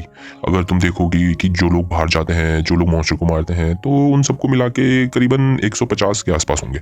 जिसे सुनकर रूडो तो एकदम चौंक जाता है, पर इंजन उसे शांत कराता है और उसे ये बताता है कि कैसे उन सब लोगों का एक साथ में यहाँ पर आना बहुत ही मुश्किल है, क्योंकि सब लोग अपने अपने मिशंस पे गए होंगे, तो उसे घबराने की ज़रूरत नहीं है, उसे बस गिने चुने लोगों से बात करनी पड़ेगी। जिसके कुछ देर बाद हमें ये दिखता है कि इंजन अपने बॉस के रूम में जा रहा होता है और वो दरवाज़ा खोलता ही है कि उसे बहुत शौक लगता है, क्योंकि उसके सामने सभी क्लीनर्स भी बैठे होते हैं, जिससे इंजन को कुछ समझ नहीं आता और वो वापस दरवाज़ा बंद कर देता है। पर रूडो को ये समझ नहीं आ रहा होता कि इंजन ने ऐसा क्या देख लिया, पर इंजन रूडो को ये बताता है कि कैसे शायद वो लोग गलत कमरे में आ गए हैं। वहीं कुछ देर बाद हमें ये दिखता है कि इंजन रूडो को बॉस के असली कमरे में लेकर जाता है, जिसे देखकर हमें ये दिखता है कि रूडो बिना रुके सीधा इंजन के बॉस से बात करने के लिए जाता है ताकि उसको यहाँ की कुछ इन्फॉर्मेशन मिल जाए। पर तभी इंजन उसे रोक के ये बोलता है, रुको रुको रुको रुको, तुम क्या कर रहे हो? हैं? तुम्हें क्या लगता है कि बॉस तुम्हारी हर एक बात सुनकर तुम्हें सब इन्फॉर्मेशन दे देगा? तुम्हें पता नहीं है हमारे बॉस कितने खतरनाक हैं। हम उनसे डरते नहीं हैं, उनकी रिस्पेक्ट करते हैं। तो ये चीज़ याद रखो कि तुम्हें अगर उनसे कुछ भी इन्फॉर्मेशन निकालनी है तो उन्हें बस ये बताओ कि तुम उनके साथ काम करते हो। और मैं तुम्हें अभी से वार्न कर देता हूँ, हमें आज तक ये नहीं पता चला कि बॉस का इंस्ट्रूमेंट क्या है, तो तुम्हें भी ये चीज़ याद रखनी है कि तुम उनसे ये ना पूछो। और हाँ, अपने गुस्से को तो एकदम कंट्रोल में रखना। रूडो, मैं तुम्हें अभी वार्न कर रहा हूँ। और हमें ये दिखता है कि इंजन की ये सब बातें सुनकर रूडो बहुत ही काम हो जाता है और वो बहुत ही घबराते हुए बॉस का दरवाज़ा खोलता है।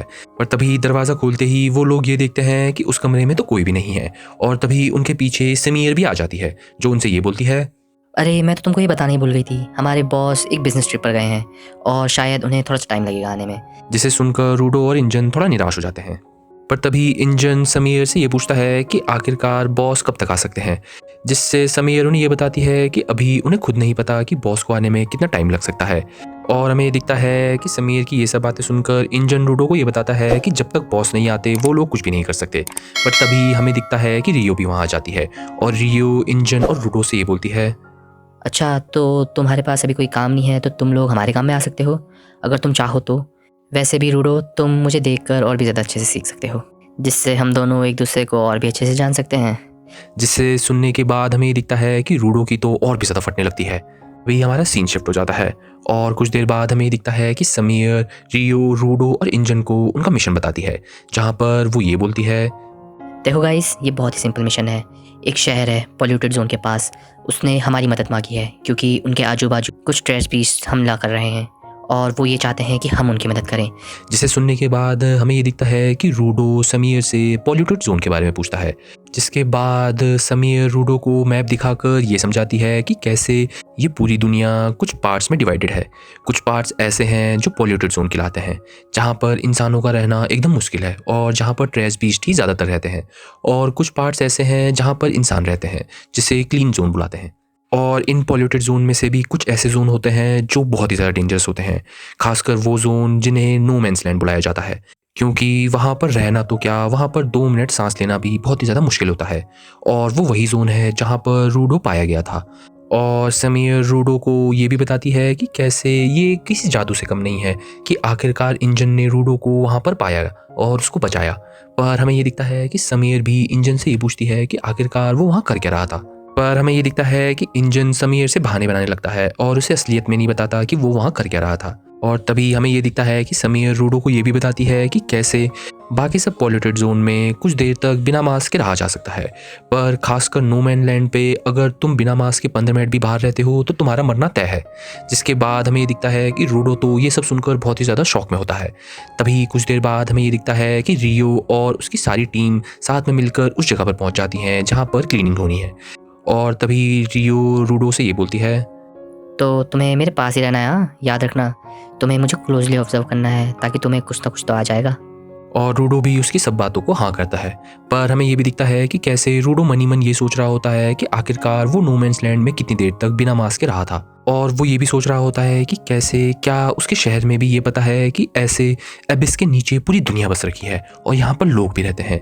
पर अगर उन्हें ये पता है तो वो लोग जानबूझकर ये सब कूड़ा और इंसानों को यहाँ पर क्यों फेंकते हैं। और ऐसे ही करते हुए कुछ देर बाद हमें ये दिखता है कि रियो रूडो को बाकी टीम मेंबर्स से मिलाती है, जहाँ पर हमें ये पता चलता है कि अभी उसकी टीम में खाली रूडो और रियो हैं जिनके पास स्पेशल पावर्स हैं, और बाकी सब लोगों के पास पावर्स नहीं है, पर उन्हें सपोर्टर्स बोला जाता है, जो एक साथ टीम में रहकर उनकी मदद करते हैं। और ऐसे ही करते हुए कुछ देर बाद हमें दिखता है कि सपोर्टर्स ट्रेस बीस्ट को देख लेते हैं और वो रियो और रूडो को वॉर्न कर देते हैं। तभी हमें पॉल्यूटेड एरिया के अंदर कुछ ट्रेस बीस्ट दिखते हैं और हमें ये दिखता है कि वहाँ पर तो बहुत ही ज़्यादा ट्रेस बीस्ट आ जाते हैं और वो सब साथ में मिलकर शहर का बैरिकेडिंग तोड़ने की कोशिश करते हैं, जिससे देखकर रूडो तो बहुत चौंक जाता है और वो रियो से आगे का प्लान पूछता है। और रियो रूडो से ये बोलती है, ये कितनी अच्छी बात है ना, हमारे पास कितने सारे ट्रेस बीस्ट हैं और अब तुम्हारी ट्रेनिंग में भी कोई इफेक्ट नहीं आएगा और तुम और भी ज़्यादा अच्छे से सीख सकते हो। पर रोडो थोड़ा ध्यान रखना, क्योंकि इस दुनिया में बहुत अलग अलग तरीके के ट्रेस बीस्ट हैं। कुछ ज़्यादा खतरनाक हैं, कुछ ज़्यादा स्लो हैं, कुछ ज़्यादा फास्ट हैं। पर ये याद रखना कि इन सब ट्रेस बीस्ट में एक चीज़ हमेशा कॉमन है, वो हमेशा तुम्हारी जान लेना चाहते हैं। तो तुम्हें हमेशा हर एक ट्रेस बीस्ट को एक सीरियस अपोनेंट के जैसे समझना है और उस पर बिल्कुल भी लापरवाही नहीं करनी है। पर हमें तो ये दिखता है कि रूडो तो ये सब चीज़ें सुनकर शांत रहने की बजाय और भी ज़्यादा चौंकने लगता है, क्योंकि वहाँ पर सच में बहुत सारे ट्रेस बीस्ट आ जाते हैं और वो मिलकर बैरिकेडिंग को तोड़ने ही वाले होते हैं। पर हमें ये दिखता है कि रियो तो इन सब सिचुएशन में भी बहुत कूल है और रूडो के पूछने के बाद रियो उसे ये बताती है कि कैसे चाहे कैसी भी सिचुएशन हो उसे कूल रहना सीखना होगा अगर उसे क्लीनर बनना है। पर तभी हमें ये दिखता है कि अचानक से उनके सामने एक बहुत ही बड़ा ट्रेस बीस्ट आ जाता है जो उनकी सारी बैरिकेडिंग भी तोड़ देता है और हमें ये दिखता है कि रूडो तो उस ट्रेस बीस्ट को अपने सामने देखकर और भी ज़्यादा घबराने लगता है। पर तभी रियो रूडो से ये बोलती है, अच्छा, तो अब हमारे सामने एक बहुत बड़ा ट्रेस बीस्ट है। चलो, अगर हम इसको मारने में कामयाब रहे तो मैं तुम्हारे लिए एक बहुत ही बढ़िया हाउस वार्मिंग पार्टी रखूँगी और हम लोग साथ में मिलकर बहुत मज़े करेंगे। और ये सब बोलकर हमें ये दिखता है कि रियो अचानक से अपनी जेब से कैची निकाल देती है और हमें ये दिखता है कि रूडो तो रियो का ऐसा हथियार देखकर बहुत ही ज़्यादा शॉक हो जाता है और उसे बिल्कुल भी भरोसा नहीं हो रहा होता कि उसका बचना आसान है। पर तभी हमें ये दिखता है कि रियो अपने इंस्ट्रूमेंट को यूज़ करने लगती है और उसके आजू बाजू बहुत ही ग्लो आने लगता है और वो अपना हथियार बड़ा कर लेती है और हमें पहली बार रियो का हथियार दिखता है जो कि एक बहुत ही बड़ी सीजर होती है और तभी वो इन सीजर से उन ट्रेस बीस्ट पर हमला करना भी शुरू कर देती है, जिसे देखकर रूडो तो एकदम चौंक जाता है कि कैसे रियो इतने सारे ट्रेस बीस्ट पर हमला कर रही है। और वो और भी ज़्यादा चौंक जाता है जब उसे ये दिखता है कि रियो तो उन कैचियों को हाथ से इस्तेमाल करने की बजाय पाँव से इस्तेमाल कर रही है। और तभी उनकी सपोर्ट टीम में से एक लड़का रूडो को ये बताता है, अच्छा तो तुम चौंक गए, तुम्हें पता है रियो के हथियार का नाम द रीपर है और जैसे तुमने देखा होगा कि सभी लोग कैची अपने हाथों से चलाते हैं पर रियो तो सबसे अलग है, तो वो कैची अपने पाँव से चलाना ज़्यादा पसंद करती है। तभी हमें ये दिखता है कि रूडो ये सब चीज़ें देख ही रहा होता है कि अचानक से उसके पीछे एक ट्रेस बीस्ट हमला करने वाला होता है। पर तभी वही सपोर्टर रूडो को बचा लेता है और हमें ये दिखता है कि कैसे उस सपोर्टर के पास बहुत ही ज़्यादा ताकत होती है और वो अपनी ताकत से उस ट्रेस बीस्ट को एक ही बार में ज़मीन पर गिरा देता है और वो सीधा उस ट्रेस बीस्ट को रियो के पास भेजता है, जिससे रियो अपने हथियार से उस ट्रेस बीस्ट को मार गिराती है। और हमें ये दिखता है कि ऐसा ही वो सपोर्टर बहुत बार करता है, जिससे रूडो ये समझता है कि कैसे सपोर्टर के पास भले ही एनिमा की ताकत ना हो पर सपोर्टर्स ऐसे ही ट्रेस बीस्ट को न्यूट्रलाइज कर और ज़्यादा गिवर्स की मदद कर सकते हैं, जिससे रूडो को उन सब का टीम वर्क भी दिखता है। और हमें दिखता है कि कैसे रूडो अपने सामने इतनी सारी चीज़ें देखकर बहुत ही ज़्यादा सोच में पड़ जाता है। वहीं कुछ देर बाद हमें दिखता है कि कैसे रियो ने बाकी सब छोटे छोटे ट्रेस बीस्ट को मार गिराया है और अब उसके सामने आखिरी सबसे बड़ा ट्रेस बीस्ट है। वहीं दूसरी तरफ हमें दिखता है कि सपोर्टर्स भी बाकी सब छोटे छोटे मॉन्स्टर को हराने में मदद कर रहे होते हैं कि अचानक से एक सपोर्टर कहीं फंस जाता है और उसके पीछे एक ट्रेस बीस्ट भी पड़ जाता है जो उस पर हमला करने ही वाला होता है कि अचानक से रूडो उसे बचाने के लिए आ जाता है। और रूडो ये बोलता है, मुझे इंफॉर्मेशन चाहिए जिसके लिए मुझे क्लीनर्स को ज्वाइन करना है, पर उसके लिए भी मुझे ताकत चाहिए और मैं अब पीछे नहीं रहूंगा और मैं तुम्हारी मदद करूंगा और मैं अपनी और भी जान लगाऊंगा ताकि मैं और ज्यादा स्ट्रांग बन पाऊं। जिसके बाद हमें दिखता है कि रूडो से और भी ज़्यादा ग्लो आने लगता है और वो अपने ग्लव्स के जरिए अपने हथियार को भी एक एनिमा हथियार में बदल देता है। पर हमें ये दिखता है कि रूडो अपने हथियार को बदलता देखकर खुद चौंक जाता है, क्योंकि उसे अभी भी नहीं पता कि उसने ये सब ट्रिगर कैसे करा।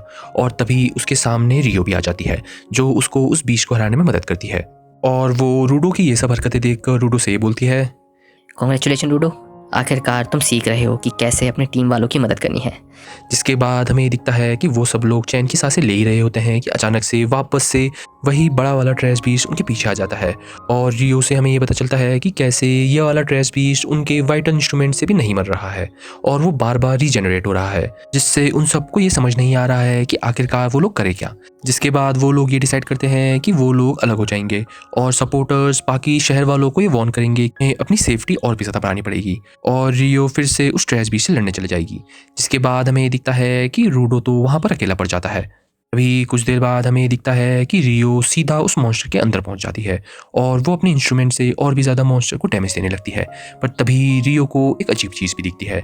रियो को उस मॉन्स्टर के अंदर एक अजीब ही ग्लो दिख रहा होता है, जिसे देखने के बाद रियो कुछ समझ नहीं पाती कि आखिरकार वो ग्लो आ कहाँ से रहा है। पर वो इससे पहले कुछ करने वाली होती है कि अचानक से वो ट्रैश बीस्ट फिर से ट्रांसफॉर्म होने लगता है और वो गुस्से में आकर वहाँ पर आजू बाजू बहुत ही तबाही मचाने लगता है, जिससे हमें ये दिखता है कि रूडो के आजू बाजू भी बहुत ही ज़्यादा ज़मीन टूटने लगती है और अचानक से रूडो ज़मीन के अंदर गिरने लगता है और रूडो मनी मन ये सोचने लगता है कि शायद अब वो नहीं बच पाएगा और तभी वो खुद से ये बोलता है, मैंने ये कहा तो था कि मैं रेक्टो का बदला लूंगा, पर शायद मैं कमजोर था और अब मुझे कोई भी नहीं बचा सकता। और हमें ये दिखता है कि रूडो अपने सारी होप्स खो ही देता है कि अचानक से फिर से वही सपोर्टर आ जाता है जिसने उसे पहले भी बचाया था और वो फिर से उसे बचाकर वहाँ से भागने लगता है और उससे ये बोलता है, आखिरकार तुम कर क्या रहे हो रूडो? मुझे पता है तुम डरे हुए हो, पर इसका ये मतलब नहीं है कि तुम अपनी जान को ऐसे ही गंवार दोगे। मुझे पता है तुम्हें कुछ बड़ा करना है, तो उसके बारे में सोचो। जिससे रूडो भी मनी मन कुछ और चीज़ें सोचने लगता है। पर तभी दूसरी तरफ हमें दिखता है कि रियो भी अपनी पूरी ताकत लगाकर उस ट्रैश बीस्ट पर वापस हमला करने लगती है। इससे हमें ये दिखता है कि आखिरकार रियो उस बहुत बड़े ट्रैश बीस्ट को हराने में कामयाब रहती है। और तभी कुछ देर बाद हमें दिखता है कि रियो बाकी सब लोगों से मिलती है, जहाँ पर वो लोगों को ये दिखाती है कि कैसे वो ट्रैश बीस्ट कोई आम ट्रैश बीस्ट नहीं था, वो एक ऐसा ट्रैश बीस्ट था जिसे एक वाइटल इंस्ट्रूमेंट कंट्रोल कर रहा था। और ये सब चीज़ें देखकर वहाँ मौजूद सभी लोग चौंक जाते हैं और वो लोग यही सोच रहे होते हैं कि आखिरकार एक वाइटल इंस्ट्रूमेंट एक बीस्ट के अंदर कर क्या रहा था। वहीं हमारा सीन शिफ्ट हो जाता है और हमें वही लुटेरे दिखते हैं जिन्होंने रूडो को किडनैप करने की कोशिश करी थी और उनमें से उनका हेड एक जगह पर अपनी आंखें खोलता है। पर तभी वो अपने सामने एक अजीब ही इंसान को पाता है और वो उससे ये पूछता है कि वो है कौन। पर तभी वो इंसान उससे ये बोलता है, वो तो मैं तुम्हें बाद में बताऊंगा, पर पहले तुम मुझे ये बताओ कि वो स्पेराइट था कौन जिसने तुम्हारी ऐसी हालत करी। तो एनिमल लवर्स सीन शुरू होते ही हमें रात का टाइम दिखाया जाता है, जहाँ पर क्लीनर्स के हेडक्वार्टर्स के अंदर जाक बहुत ही थका हारा एक जगह से गुजर रहा होता है कि तभी उसे एक दरवाजे के पीछे बहुत ज़्यादा हल्ला सुनाई देता है और वो तब शॉक हो जाता है जब वो दरवाज़ा खोलता है और अपने सामने बहुत सारे क्लीनर्स को पाता है जो वहाँ पर पार्टी कर रहे होते हैं। और वो तुरंत ही रियो को भी देख लेता है और वो रियो से इस पार्टी के बारे में पूछता है, जिससे रियो उसे ये बताती है कि कैसे उसने ये पार्टी रोडो के वेलकमिंग के लिए रखी है। और जाक तो ये सब सुनकर ज़्यादा इंटरेस्टेड नहीं होता, पर तभी वो रोडो को भी देख लेता है जो बहुत ही निराश तरीके से एक कोने में पड़ा होता है और वो रियो से पूछता है कि आखिरकार रोडो को हुआ क्या है। जिसे सुनकर रियो जाक को ये बताती है कि कैसे रूडो को अभी बिल्कुल अच्छा नहीं लग रहा है क्योंकि उसने उनकी लास्ट फाइट में उनकी ज़्यादा मदद नहीं करी और ऊपर से उसे इस चीज़ का भी बुरा लग रहा है कि हर बार उसकी कोई ना कोई और मदद कर रहा था। और जाक तो ये सब सुनकर रूडो को थोड़ा नीचा देखने लगता है। पर तभी वो रियो से ये बोलता है, अरे रूडो को छोड़ो, तुम रियो मुझे ये बताओ कि कल तुमने क्या देखा था? वो कैसा ट्रैश बीस्ट था? मुझे सुनने में आ रहा है कि उसके पास एक वाइटल इंस्ट्रूमेंट भी था। जिसे सुनकर रियो से ये बोलती है, हाँ, तुम्हें सुनने में तो सही आ रहा है, पर हमारी टीम ने जब उस ट्रैश बीस्ट के अंदर और खोजबीन करी तो हमें ये पता चला कि वो वाइटल इंस्ट्रूमेंट नहीं था, वो बस एक ऐसी चीज़ थी जिसके अंदर एनिमा भरा हुआ था, जिससे वो मॉन्स्टर और भी ज़्यादा खतरनाक हो रहा था। और हमें ये दिखता है कि ये सब चीज़ें सुनने के बाद जाक भी थोड़ा घबराने लगता है। पर तभी हमारा सीन शिफ्ट होता है और हमें रूडो दिखता है जो बहुत ही निराश तरीके से एक जगह पर बैठा होता है। पर तभी उसके सामने वही सपोर्टर आ जाता है जिसने उसके पिछले बैटल में बहुत मदद करी थी और आखिरकार हमें उसका नाम भी पता चल जाता है। उसका नाम रूबेन होता है और रूबेन रूडो से उसका हाल चाल पूछता है कि आखिरकार रूडो इतना सैड क्यों है। और तभी रूडो ये बोलता है, आखिरकार मैं निराश क्यों ना हूँ, यहाँ पर भी मैं सबकी प्रॉब्लम हूँ। जैसे मैं स्पेयर में था, वहां पर भी मेरे गुस्से की वजह से हमेशा रेक्टो ही मेरी मदद करने आता था और यहाँ पर तुम लोग आ रहे हो, तो मैं सैड क्यों ना हूँ, मैं ताकतवर कब बनूंगा। और रूबेन ये सब चीज़ें सुनकर ये बोलता है, देखो मुझे नहीं पता कि तुम अपने बारे में क्या सोचते हो, पर मैं तुम्हें थैंक यू बोलना चाहता हूँ। मुझे पता है तुम्हें थोड़ा अजीब तो लग रहा होगा, पर तुम्हें ये चीज़ जाननी होगी कि यहाँ पर सपोर्टर्स को ज़्यादा अच्छी तरीके से नहीं देखा जाता। हमें गिवर्स ये सोचते हैं कि ये सब बस हमारी मदद के लिए है, पर हम सपोर्टर्स में भी बहुत सारे इमोशंस हैं। पर हम उन इमोशंस को गिवर्स की तरह एनिमा में नहीं बदल सकते। पर तुमने हमारी बहुत रिस्पेक्ट करी है। जब से हम मिले हैं तब से तुमने हमसे बहुत अच्छे से बात करी है, तो इस चीज़ के लिए सबसे पहले थैंक यू। और ये सब चीज़ें बोलने के बाद रूबिन रूडो से ये पूछता है कि आखिरकार वो बनना क्या चाहता है, जिसे सुनकर रूडो थोड़ा कंफ्यूज होता है और उसे समझ नहीं आ रहा होता कि रूबिन क्या कहना चाहता है। और तभी रूबिन ये बोलता है, रूडो, मुझे ये बताओ कि तुम आगे जाके बनना क्या चाहते हो? क्या तुमने स्पेयर में रहते हुए भी कुछ सोचा था कि तुम ये करोगे और यहाँ जाओगे, ये बनोगे? मुझे पता है तुम्हें अभी बहुत कंफ्यूजन हो रहा है, तो तुम इसके बारे में आराम से सोचो, कोई जल्दीबाजी नहीं है। और हमें ये दिखता है कि ये सब चीज़ें कहकर रूबिन रूडो को बहुत प्यार से समझाता है, जिससे हमें ये दिखता है कि रूडो थोड़ा इमोशनल होने लगता है। पर तभी हमें ये दिखता है कि रूडो के पास इंजन लोग भी आ जाते हैं और उसे चीयर अप रहने को कहते हैं, जिससे हमें ये दिखता है कि आखिरकार पहली बार रूडो का दिल बहुत ही ज़्यादा पिघल जाता है और वो ये देखता है कि कैसे इतने सारे लोग उसके सपोर्ट में हैं, जिससे रूडो बहुत ही ज़्यादा खुश होता है।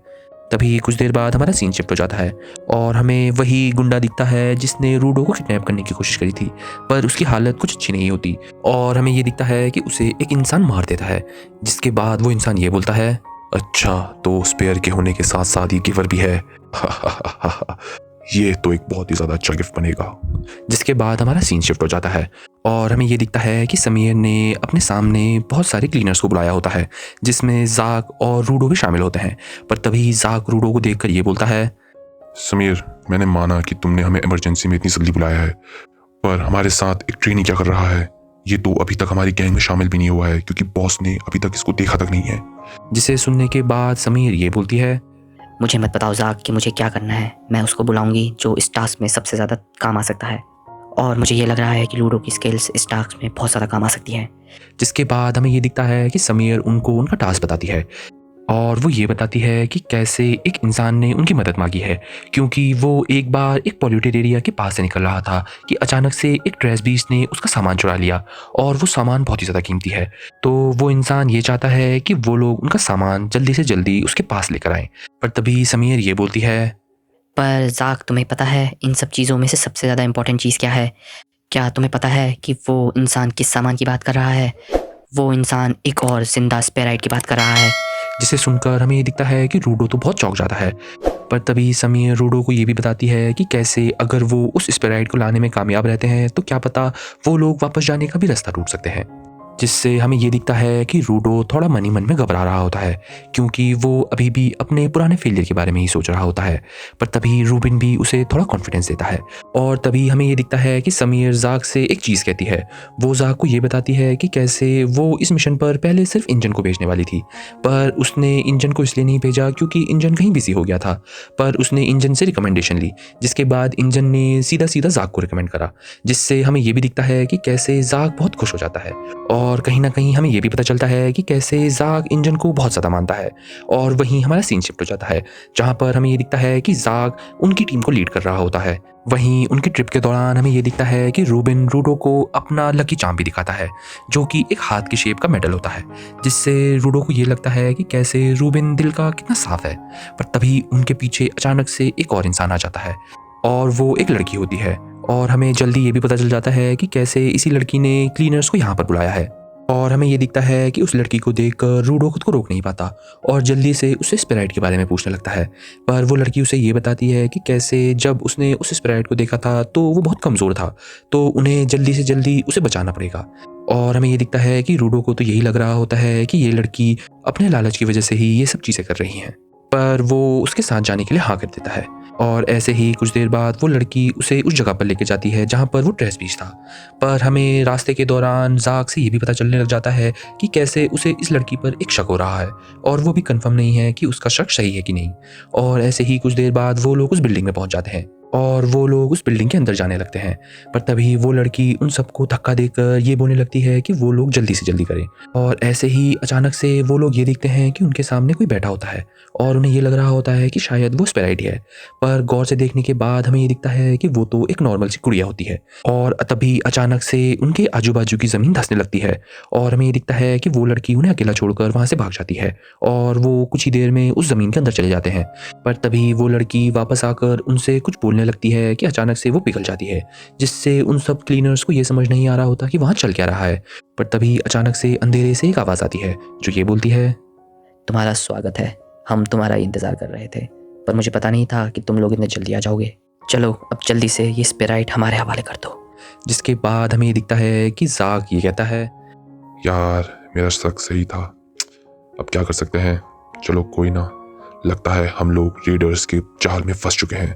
जिसके बाद हमें ये दिखता है कि रूडो को ये समझ नहीं आ रहा होता कि रेडर्स कौन है, पर तभी रूबिन उससे ये बोलता है, रूडो, रेडर्स एक बहुत ही खतरनाक गैंग है जो यहाँ पे बहुत ही छोटे मोटे चोरी करते थे, पर आजकल पता नहीं क्यों इनके अंदर बहुत ही ज्यादा हिम्मत आ गई है और ये लोग पूरे शहर में आतंक मचा के फिर रहे हैं। पर मुझे तो ये शक हो रहा है कि इनको एक गिवर की जरूरत क्यों है। जिसके बाद हमें ये दिखता है कि रूबिन सबको अपनी रिस्पॉन्सिबिलिटी बताता है और जल्दी से जल्दी वहाँ से जाने की बातें करता है और जाक भी उसे वहाँ पर अकेला छोड़ने को कह देता है। और ऐसे ही रूडो रूबिन लोगों के साथ वहाँ से बाहर निकालने का रास्ता देखने लगते हैं। वहीं दूसरी तरफ जाक अपने सामने 2 रेडर्स को देखता है और वो उनसे ये बोलता है, आखिरकार तुमने इतनी देर कैसे लगा दी। मुझे लग ही रहा था कि तुम लोगों को जब ये खबर पता चलेगी कि एक स्पेराइट हमारे शहर में है तो तुम लोग जल्दी से जल्दी उसे ढूंढने की कोशिश करोगे, पर तुमने थोड़ा सा देर लगा दी। पर चलो कोई ना, अब तुम्हारा खेल यहीं खत्म हो जाएगा। जिसके बाद उन रेडर्स में से एक लड़की ये बोलती है, तुम्हें क्या लग रहा है कि तुम ऐसे ही हमें मार दोगे और हम अपनी स्पिराइट को अपने साथ तक नहीं ले जा सकते? कभी तुमने ये सोचा है कि हम उस बॉर्डर को कैसे क्रॉस कर सकते हैं और इन स्पिराइट के अंदर ऐसा होता क्या होगा? कभी तुमने ये सोचा है कि इनका दिमाग कैसा होगा? तो सोचो ना, इन पर एक्सपेरिमेंट करने में कितना मजा आएगा। और हमें ये दिखता है कि जाक इनकी ये सब बातें सुनकर खुद कंफ्यूज होता है कि ये लोग कौन से बॉर्डर की बात कर रहे हैं। पर तभी हमें ये दिखता है कि रेडर्स में से वो लड़की अपने इंस्ट्रूमेंट को यूज़ करने लगती है और हमें ये पता चलता है कि शायद ये भी एक गिवर है, क्योंकि वो लड़की अपना इंस्ट्रूमेंट यूज़ कर कर अपने आजू बाजू क्ले के इंसान बनाने लगती है। इससे हमें ये तो पता चल जाता है कि क्लीनर्स को यहाँ बुलाने का काम इसी लड़की का था और वो लड़की बिना समय बर्बाद किए सीधा जाक पर हमला करने लगती है और जाक भी अपना इंस्ट्रूमेंट यूज़ करते हुए उस लड़की के सभी क्ले क्लोन्स को हटाने लगता है। पर तभी अचानक से जाक के ऊपर उन रेडर्स में से एक लड़का हमला कर देता है और हमें ये दिखता है कि वो लड़का तो उसी लड़की के क्ले क्लोन्स के अंदर छुपा होता है, जिससे जाक भी ये समझ नहीं पाता कि वो लड़का कहाँ से हमला करेगा। और तभी वो लड़की ये बोलती है, मुझे पता है तुम मेरे हमले का कोई जवाब नहीं दे पाओगे, तो अच्छा यही होगा कि तुम अभी हार मान लो, क्योंकि जितनी जल्दी तुम हार मानोगे उतनी जल्दी मैं अपना गिफ्ट वापस अपने साथ लेकर जा सकती हूँ। जिसके बाद हमें ये दिखता है कि जाक तो उनकी बातों पर हंसने लगता है और तभी जाक ये बोलता है, आखिरकार तुम्हें क्या लगा कि तुम मुझे ऐसे ही हरा दोगे? मुझे लगा नहीं था कि तुम रीडर्स इतने बेवकूफ भी हो सकते हो। चलो कोई ना, अब मैं तुम्हें अपनी असली ताकत दिखाता हूँ। जिसके बाद हमें ये दिखता है कि जाक अपने इंस्ट्रूमेंट से और भी ज़्यादा ताकत निकालने लगता है और वो तुरंत ही ये ढूंढने में कामयाब रहता है कि वो दूसरा रेडर कहाँ छुपा हुआ है। और हमें ये दिखता है कि जाक अपने एक बहुत ही खतरनाक हमले में उन दोनों रेडर्स को एक ही शॉट में मार गिराता है। और हमें ये दिखता है कि जाक थोड़ा आराम कर ही रहा होता है कि अचानक से उसके पीछे एक और इंसान आ जाता है। सीन शुरू होते ही हमें ये दिखता है कि उस बिल्डिंग में चारों तरफ सन्नाटा छा जाता है और हमें रूडो और रूबिन लोग दिखते हैं जो वहाँ से बाहर निकलने का रास्ता ढूंढ रहे होते हैं और आखिरकार उन्हें रास्ता मिल भी जाता है। जिसके बाद रूबिन सबसे ये बोलता है, चलो अच्छा है, रास्ता मिल गया है। चलो तुम सब लोग अभी यहाँ से बाहर निकलो और जल्दी से हेडक्वार्टर्स जाके और बैकअप मंगाओ और मैं जाके जाक को देखूंगा कि वो क्या कर रहा है। पर तभी उनके पास कोई इंसान आने लगता है और उन सबको ये लगता है कि शायद वो जाक ही है। पर वो सब तब शॉक हो जाते हैं जब वो इंसान कोई और ही निकलता है और वो इंसान उनसे ये कहता है, यार तुमने तो मुझे थका ही दिया। चलो आखिरकार तुम मुझे मिल ही गए, चलो आ जाओ मेरे स्पेराइट। जिसके बाद हमें ये दिखता है कि वो इंसान बहुत ही जल्दी से उनके पीछे भी आ जाता है और वो बिना रुके उन पर हमला भी कर देता है। पर हमें ये दिखता है कि रूबिन रूडो और एक और सपोर्टर को बचाने में कामयाब रहता है और तभी रूबिन उस इंसान से ये बोलता है, ओए तुम हो कौन? क्या तुम एक रीडर तो नहीं हो? और तुमने हमारे साथी का क्या करा जो पीछे कुछ रेडर से लड़ रहा था? जिसके बाद वो इंसान रूबिन से ये बोलता है, अच्छा वो उसकी हालत तो अभी अच्छी नहीं है, शायद उसे टाइम लगेगा वापस रिकवरी होने में। वैसे भी मेरा जहर इतनी आसानी से किसी की बॉडी से भी नहीं निकलता। जिसके बाद हमें ये दिखता है कि जाक एक जगह पर एकदम पैरालाइज पड़ा होता है। वहीं हमें ये भी दिखता है कि कैसे उस इंसान के पास एक अलग इंस्ट्रूमेंट है और वो उसके ज़रिए अपने हाथों में बहुत बड़े बड़े क्लॉज भी ला देता है और वो रूबिन लोगों को ये बताता है कि कैसे वो उन्हें कुछ भी नहीं करेगा अगर वो उसे वो स्पेराइट यानी कि रूडो अपने हवाले करा दे। पर हमें ये दिखता है कि रूबिन तो उसकी सारी बातें इग्नोर कर कर उस पर हमला कर देता है और हमें आखिरकार उस इंसान की ताकत भी पता चलती है, क्योंकि वो इंसान तो सिर्फ कुछ हमलों में ही रूबिन और एक और सपोर्टर को बहुत ही दूर जा फेंकता है। और वो सीधा रूडो के पास उसे किडनैप करने के लिए आ रहा होता है। पर तभी रूबिन उसके सामने आ जाता है, जिसे देखकर रूडो ये बोलता है, रूबिन, तुम मुझे अकेला छोड़ दो। ये इंसान बहुत ज्यादा ताकतवर है, मुझे पता है तुम्हें मेरी कदर है, पर ये सही नहीं है। जिसके बाद हमें ये दिखता है कि रूबिन रूडो से ये बोलता है, रूडो, मुझे पता है तुम्हें ऐसा लग रहा है कि मैं कमजोर हूँ, पर मैं अपनी पूरी जान लगा दूंगा। मैं अपने साथी को कभी भी चोट नहीं पहुंचने देता हूँ, और तुम तो अब हमारे साथी बन चुके हो।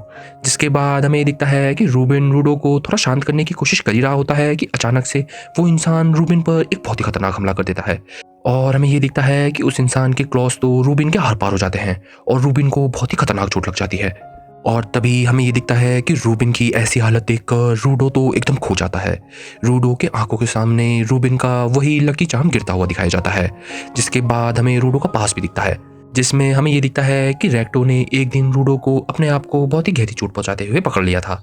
जिसके बाद वो उससे उसका कारण भी पूछता है और रूडो उसे ये बोलता है, मुझे नहीं पता मैं क्या कर रहा हूँ। मुझे तुमने ही तो कहा था रेक्टो, अगर मुझे कभी भी गुस्सा आता है तो मैं दूसरों को चोट ना पहुंचाऊं। मैं तभी अपने आप को चोट पहुंचा रहा हूँ, क्योंकि मुझे नहीं पता मेरे अंदर गुस्सा बार बार रहता है और वो लगातार मुझे और भी ज़्यादा चोट पहुंचाने को मजबूर कर रहा है। जिसके बाद हमें दिखता है कि रेक्टो रूडो को बहुत प्यार से ये बोलता है, देखो रूडो, मुझे पता है तुम्हारा नेचर शांति का नहीं है, तुम्हारा नेचर गुस्सैल है। मुझे पता है तुम्हें बहुत गुस्सा आता है, पर तुम्हें एक बात समझनी पड़ेगी, हम इस दुनिया में गुस्से से ही नहीं जी सकते। हमें गुस्सा भी ज़रूरी है, पर कभी कभी हमें प्यार भी चाहिए। मुझे पता है तुम्हें मुझ पे अभी इतना ट्रस्ट नहीं है, पर मैं तुमसे वादा करता हूँ हम लोग साथ में मिलकर बहुत ही अच्छी दुनिया बना सकते हैं। जिसके बाद हमें दिखता है कि रेक्टो रूडो को बहुत सारी चीज़ें भी सिखाने लगता है और ऐसे ही करते हुए रूडो भी रेक्टो के और भी ज़्यादा क्लोज आने लगता है।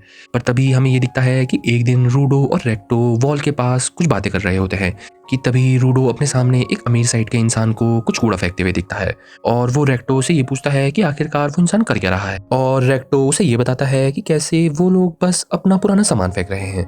जिसे सुनकर रूडो भागता हुआ गेट को पार करके उस कूड़ेदान में जाकर वो सामान उठा लेता है और हमें ये दिखता है कि रूडो वो सामान देखकर बहुत ही ज़्यादा रोने लगता है और रेक्टो इस बात से कंफ्यूज होता है कि रूडो ये सब कर क्यों रहा है।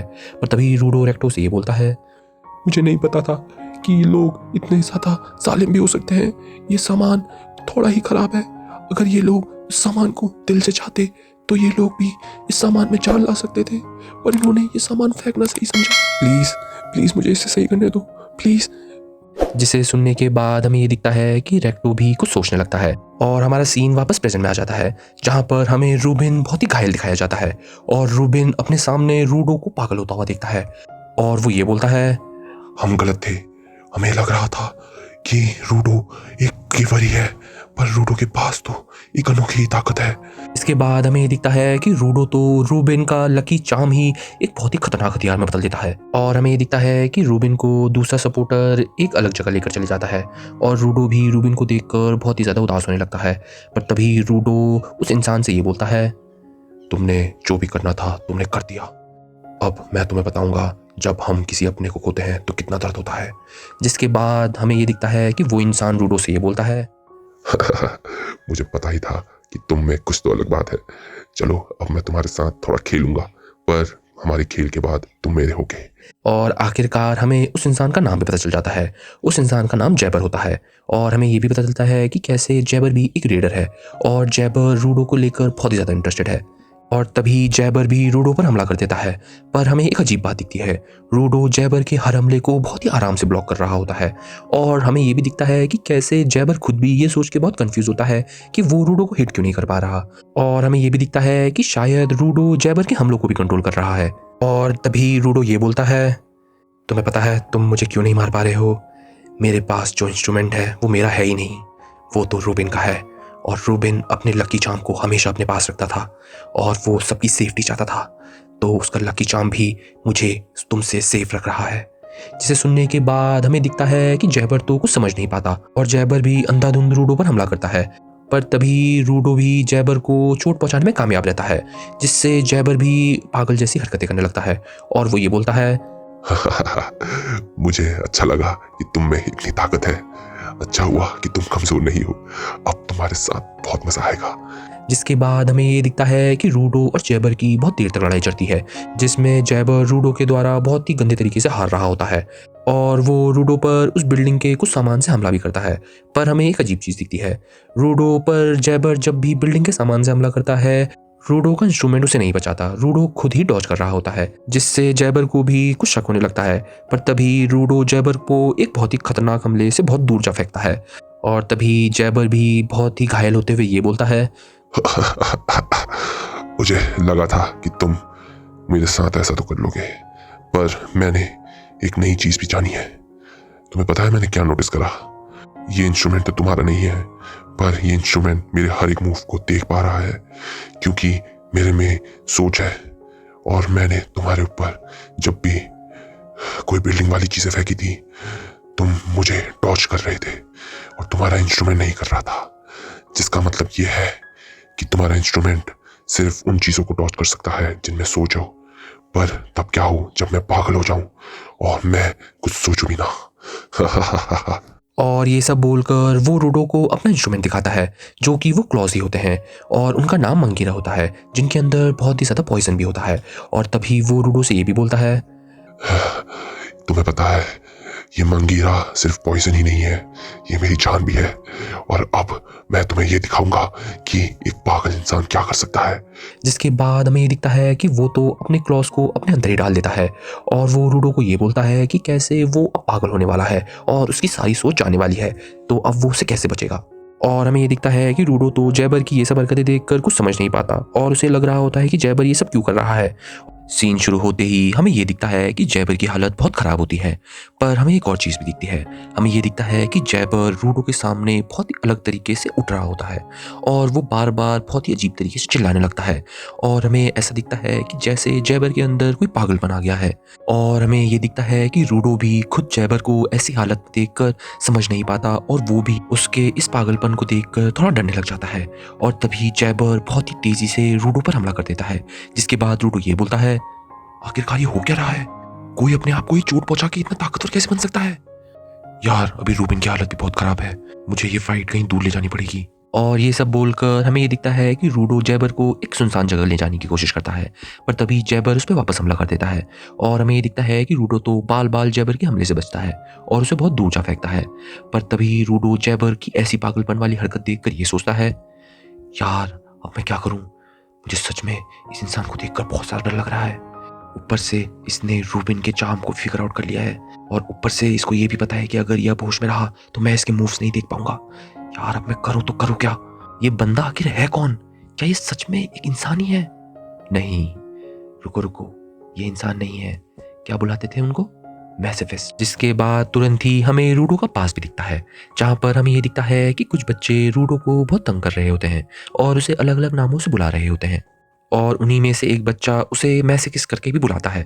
जिसके बाद हमें ये दिखता है कि रूडो रेक्टो के पास जाता है और रेक्टो से ये पूछता है कि आखिरकार लोग उसे मैसिफिस क्यों बुलाते हैं, और रेक्टो खुद ये सब सुनकर बहुत शॉक हो जाता है।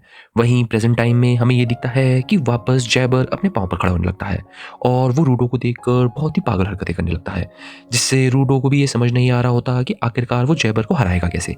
और तभी हमें ये दिखता है कि पलक झपकते ही जैबर रूडो पर हमला कर देता है और वो हमले इतने खतरनाक होते हैं कि एक टाइम पर रूबिन का चार्म भी टूट जाता है। और हमें ये दिखता है कि जैबर तो रूडो को मारने ही वाला था कि अचानक से वहां पर जाक भी आ जाता है और जाक जैबर को रूडो से अलग कर देता है। और हमें ये दिखता है कि जाक की हालत तो बहुत खराब होती है और वो उसी खराब हालत में रूडो से ये बोलता है, हे रूडो, तुम ठीक तो ना? मुझे पता है मेरी हालत ठीक नहीं लग रही है, पर मुझे इस इंसान से अपना स्कोर सेटल करना है। जिसके बाद हमें ये दिखता है कि रूडो तो जाक की ऐसी हालत देखकर थोड़ा घबराने लगता है और वो जाक से पूछता है कि आखिरकार वो यहाँ पर कर क्या रहा है। उसे तो लग रहा था कि जाक पीछे ही बेहोश पड़ा हुआ है। जिसके बाद जाक उसे ये बताता है, यार मुझे पता है इसके शहर में सच में बहुत ताकत थी, पर अभी मेरी हालत पहले से ज्यादा अच्छी है। बट कॉन्ग्रेचुलेशन, आखिरकार तुमने अपना इंस्ट्रूमेंट यूज करना सीख ही लिया, काफी बड़ा है यार। पर हमें ये दिखता है कि रूडो तो जाक की बहुत ज़्यादा चिंता कर रहा होता है। पर तभी जाक रूडो को ये बताता है कि कैसे वो थोड़े टाइम से रूडो और जैबर का मैच देख रहा था और उसे ये पता चल गया है कि जैबर अभी पागल हो चुका है और वो अभी अपने होश में नहीं है, तो अभी उसे हराना बहुत ज़्यादा मुश्किल होगा। और उसके ऊपर से उसने रूडो के इंस्ट्रूमेंट की खामियां भी पता कर ली हैं, तो उसे सब चीज़ें बहुत संभल कर करनी पड़ेंगी। और तभी जाक रूडो से ये बोलता है, रूडो सुनो, मेरे पास एक प्लान है, पर उसके लिए हमें साथ में काम करना पड़ेगा। मैं तुम्हें बहुत जोर से मारने की कोशिश करूंगा और उसके बाद सब कुछ सही हो जाएगा। जिसके बाद हमें दिखता है कि रूडो तो जाक की ये सब बातें सुनकर थोड़ा कंफ्यूज होता है और वो जाक से पूछता है कि आखिर वो करना क्या चाहता है। जिसके बाद जाक उसे ये बताता है कि कैसे अगर वो रूडो पर हमला करेगा तो उसका इंस्ट्रूमेंट उसे बचाने की कोशिश करेगा और वो उस चीज़ की मदद ले सकता है अगर उसके इंस्ट्रूमेंट ने उसे सीधा जैबर के पास फेंक दिया तो। जिसके बाद वो खुद जैबर को अपने इंस्ट्रूमेंट से हराने की कोशिश करेगा और हमें ये दिखता है कि रूडो तो जाक की ये सब बातें सुनकर थोड़ा डरने लग जाता है और उसे ये लगता है कि अगर ये प्लान फेल हो गया तो उनके पास बचने का कोई भी मौका नहीं होगा। पर जाक उसे अपने आप पर भरोसा करने को बोलता है और उससे ये कहता है, यार रूडो, सही बताऊं, ये सब चीजें मैं तुम्हारी बिना मदद के भी कर सकता था, पर इसके जहर ने अभी तक मुझे बहुत कमजोर बना रखा है और मेरे में ताकत नहीं है कि मैं जल्दी जल्दी इसके हमलों से बचूं। तो हमारे पास इसके अलावा कोई भी ऑप्शन नहीं है। जिसके बाद हमें दिखता है कि रूडो भी इस चीज़ के लिए एग्री कर लेता है और वहीं हमें ये दिखता है कि जाक अपना प्लान शुरू कर देता है और वो रूडो के पीछे जाकर सीधा रूडो पर हमला करने की कोशिश करता है और तभी रूडो का इंस्ट्रूमेंट भी ये सब चीज़ें देख लेता है और वो रूडो को बचाने के चक्कर में जाक को सीधा जैबर के पास फेंक देता है और जाक इस चीज़ का फायदा उठाकर जैबर पर एक बहुत ही जोरदार हमला करता है और तभी हमें जाक की शक्ल देखकर ये साफ साफ पता चलता है कि उसको खुद अपने इस प्लान पर बिल्कुल भी भरोसा नहीं था, पर ये प्लान एकदम सक्सेसफुल रहा। पर तभी रूडो ये बोलता है, जाक, तुम्हारी ऐसी की तैसी, तुम मुझ पर सच में बहुत जोरदार हमला करने वाले थे ना। और जाक तो रूडो की ये सब बातें सुनकर थोड़ा हंसने लगता है और जाक रूडो को ये बताता है कि कैसे अभी तो वो लोग स्टार्ट ही कर रहे हैं और ऐसे ही करते करते हमें ये दिखता है कि जाक और रूडो बहुत देर तक जैबर को बहुत ही खतरनाक हमलों से मार रहे होते हैं और जाक का प्लान एकदम सक्सेसफुल हो रहा होता है जिससे वो रूडो के इंस्ट्रूमेंट की बहुत तारीफ करने लगता है। पर तभी आखिरी में हमें ये दिखता है कि जाक अपनी पूरी जान लगाकर जैबर पर एक बहुत जोरदार हमला करता है जिससे आखिरकार वो लोग जैबर को हराने में कामयाब रहते हैं। पर तभी हमें दिखता है कि रूडो की आंखें भी वापस नॉर्मल होने लगती हैं और उसके आजू बाजू से सब ग्लो हटने लगता है। पर रूडो तो तब शॉक होता है जब वो ये देखता है कि उसका इंस्ट्रूमेंट तो एकदम राख बन रहा है और उसे समझ नहीं आ रहा होता कि हो क्या रहा है और तभी उसके देखते देखते उसका इंस्ट्रूमेंट एकदम राख बनकर उड़ जाता है जिससे रूडो बहुत ही ज़्यादा सैड होने लगता है और वो तभी ये बोलता है, यार ये क्या हो रहा है? यार रुबिन ने मुझे अपने दिल के करीब का इतना प्रेशियस चार्म दिया था, अब मेरी वजह से ही ये चार्म गायब हो गया है। मैं रुबिन को क्या बताऊंगा? पर हमें ये दिखता है कि रूडो तो ये सब बोलते बोलते बेहोश होने लगता है और जाक ये सब चीज़ें देख रहा होता है। पर जाक को ये समझ नहीं आ रहा होता कि आखिरकार रूडो ये सब क्यों कर रहा है कि तभी जाक को ये शक हो जाता है कि शायद जैबर ने अपना जहर रूडो के अंदर भी डाल दिया है और तभी हमें ये दिखता है कि जैबर फिर से अपने आप को अपनी क्लॉ से चोट पहुंचाता है और तभी वो वापस नॉर्मल हो जाता है और हमें ये दिखता है कि जाक के सामने तो जैबर एकदम नॉर्मल खड़ा होता है और जाक जैबर से ये पूछता है कि आखिरकार उसके साथ चल क्या रहा है क्योंकि अभी तो जाक ने उसको बहुत ही बुरी तरीके से हराया था। पर तभी जैबर ये बोलता है, तुम्हें क्या लगा कि मैं बस इतनी चोट से मर जाऊंगा? यार तुम्हें पता नहीं है, शायद मैं तुम्हें बताना भूल गया था, पर मेरा लेफ्ट क्लॉ एक पेन रिलीवर की तरह पॉइजन भेजता है जिससे मुझे कुछ भी महसूस नहीं होता। भले ही तुमने मुझे बहुत मारा है, मुझे पता है, पर मैं एकदम सही हो चुका हूँ और मुझे कुछ फील भी नहीं हो रहा है। शायद हमारी लड़ाई में अभी तो मैं ही खड़ा हूँ, तो इसका मतलब है कि मैं ही जीता हूँ। चलो मैं अपना प्राइज तो ले लूँ। जिसके बाद हमें दिखता है कि जाक चाहकर भी जैबर को रूडो को लेने से रोक नहीं पाता और हमें ये दिखता है कि घायल जाक के सामने जैबर रूडो को अपने साथ लेकर जाता है और ऐसे ही कुछ देर बाद हमें दिखता है कि रूडो की हालत ठीक नहीं होती। रूडो होश में तो होता है पर वो एकदम पैरालाइज हो गया होता है। पर हमें तो ये दिखता है कि उसके दिमाग में तो यही चल रहा होता है कि कैसे उसने रूबिन की इतनी दिल से करीब चीज़ तोड़ दी। तभी कुछ देर बाद हमें ये दिखता है कि जैबर रूडो को लेकर उस बिल्डिंग से बाहर आ जाता है और हमें ये दिखता है कि जैबर खुश हो ही रहा होता है कि अचानक से वहाँ पर बाकी क्लीनर गैंग के लोग भी आ जाते हैं और हमें ये दिखता है कि इंजन तो सीधा जैबर पर एक बहुत ही जोरदार हमला करता है और वो रूडो को जैबर से अलग कर देता है और हमें ये दिखता है कि इंजन के हमले से तो जैबर बहुत ही दूर जा गिरता है और वो जैबर से ये कहता है, हाँ, अच्छी बात है हम टाइम पे आ गए, वरना यहाँ पर माहौल कुछ और ही होता। थैंक्स टू हमारे सपोर्टर्स जो यहाँ से बचने में कामयाब हो गए थे और उन्होंने ही हमें यहाँ पर लेके आया है। अब तो तुम गए बेटा। जिसके बाद हमें दिखता है कि जैबर तो इंजन और बाकी क्लीनर गैंग को देखकर डरने की बजाय बहुत ज़्यादा एक्साइटेड हो जाता है और वो उनसे ये बोलता है, आखिरकार कुछ लोग आ ही गए जो मुझे चोट पहुंचा सकते हैं। अब देखेंगे मेरी चोट में कितना मजा आएगा। पर हमें तो ये दिखता है कि जैबर की ये सब बातें सुनकर सभी क्लीनर गैंग वाले बहुत ही ज़्यादा शॉक हो जाते हैं और हमें दिखता है कि इंजन बाकी सब सपोर्टर्स को अंदर जाने को बोलता है और घायलों की मदद करने को बोलता है। इसके बाद वो रूडो को भी देखता है और वो रूडो से ये बोलता है, यार रूडो, तुम्हारी हालत तो बहुत ज्यादा खराब है, पर तुम चिंता मत करो, अब हम आ गए हैं और हम ही इस रेडर को सबक सिखाएंगे और इसे ये बताएंगे कि कैसे कोई अगर हम क्लीनर से लड़ता है तो उसका क्या हालत होता है। जिसके बाद हमें ये दिखता है कि जैबर की हालत तो बहुत ज़्यादा टाइट हो गई होती है और हमें ये साफ साफ दिखता है कि जैबर की बहुत फटी पड़ी है, पर जैबर हार नहीं मानता और जैबर फिर से उन सब क्लीनर गैंग से लड़ने के लिए तैयार हो जाता है कि तभी अचानक से जैबर के पीछे एक लड़की आ जाती है जो उससे वहाँ से चलने को बोलती है, और जैबर उसे साफ साफ मना कर रहा होता है और बार बार रूडो के बारे में बोल रहा होता है। जिसके बाद वो लड़की ये बोलती है, जैबर तुम टेंशन मत लो, हमें जब लूडो चाहिए होगा हम ले लेंगे, पर अभी तुम्हारी हालत बिल्कुल भी ठीक नहीं है, तो चलो अभी हमें जल्दी से जाना पड़ेगा। और हमें ये दिखता है कि जैबर तो उस लड़की की बात साफ साफ मना कर रहा होता है और वो बार बार जिद कर रहा होता है कि उसे रूडो चाहिए। पर हमें ये भी दिखता है कि कैसे जैबर बहुत ही ज़्यादा गुस्से में उस लड़की को देखता है और वो लड़की वापस उसे बहुत ही ज़्यादा गुस्से में देखती है और हमें ये दिखता है कि उस लड़की के पास भी कुछ ना कुछ तो ताकत ज़रूर है। इसके बाद हमें ये दिखता है कि जैबर भी कुछ देर बाद उसकी बात मान लेता है और सभी क्लीनर से ये बोलता है, ओह चलो कोई ना, मुझे लगा था कि हम एक फाइट करेंगे, पर शायद समय बहुत ज्यादा हो गया है, मुझे घर भी तो जाना है, तो मिलते हैं तुम लोगों से बाद में। जिसके बाद हमें दिखता है कि वो दोनों रेडर्स एक छोटे से पोर्टल के जरिए वहां से निकलने की कोशिश करते हैं और तभी जाते जाते हमें ये भी दिखता है कि जैबर रूडो से ये बोलता है, हे स्पेराइट, तुम्हारे पास ये ग्लव्स कहाँ से आए? ओ माय गॉड, क्या तुम्हारे पास भी सेम पैटर्न के ग्लव्स हैं? ये बात तो मुझे सुननी पड़ेगी, मुझे जानना है कि बॉस कितने ज्यादा खुश होंगे ये सब जानकर। चलो उनका अच्छे से ख्याल करना, मैं जल्दी से तुम्हारे पास आने वाला हूँ। जिसके बाद हमें दिखता है कि वो दोनों उसी पोर्टल में जाकर गायब हो जाते हैं और तभी रूडो खुद भी अपने ग्लव्स को देखकर ये सोचने लगता है कि आखिरकार जैबर बोल क्या रहा था। और ऐसे ही करते हुए कुछ देर बाद हमें दिखता है कि रूडो की हालत पहले से अच्छी हो जाती है और वो रूबिन को अपने सामने बहुत ही बुरी हालत में पाता है और हमें ये साफ साफ दिखता है कि रूबिन अब नहीं बचने वाला और रूडो भी ये सब चीज़ें देखकर बहुत ही ज़्यादा इमोशनल हो रहा होता है कि तभी रूबिन उससे ये बोलता है, रूडो, तुम्हें रोने की कोई जरूरत नहीं है, मेरी लाइफ बहुत ज्यादा अच्छी थी, पर शायद यहीं तक लिखी थी। तुम बस अपना ख्याल रखना और मुझे पता है तुमने कुछ ना कुछ तो सोच रखा है आगे जाके बनने का, तो मैं ऊपर से पक्का देखूंगा। हाँ, तुम्हें बहुत ज्यादा बड़ा काम करना है और इस दुनिया को चेंज करना है। और हमें दिखता है कि इतना सब कुछ कह के आखिरकार रूबिन अपना दम तोड़ देता है। तो एनिमल लवर्स, सीन शुरू होते ही हमें क्लीनर्स का हेडक्वार्टर दिखता है जहाँ पर हमें रूडो और इंजन दिखाए जाते हैं और हमें रूडो को देखकर ये साफ साफ पता चल रहा है कि रूडो थोड़ा सैड है। पर तभी इंजन रूडो से ये बोलता है, तो बताइयो, आखिरकार तुमने अपना इंस्ट्रूमेंट यूज करना सीख ही लिया है, मैंने सुना तुम बहुत अच्छे तरीके से यूज कर रहे थे।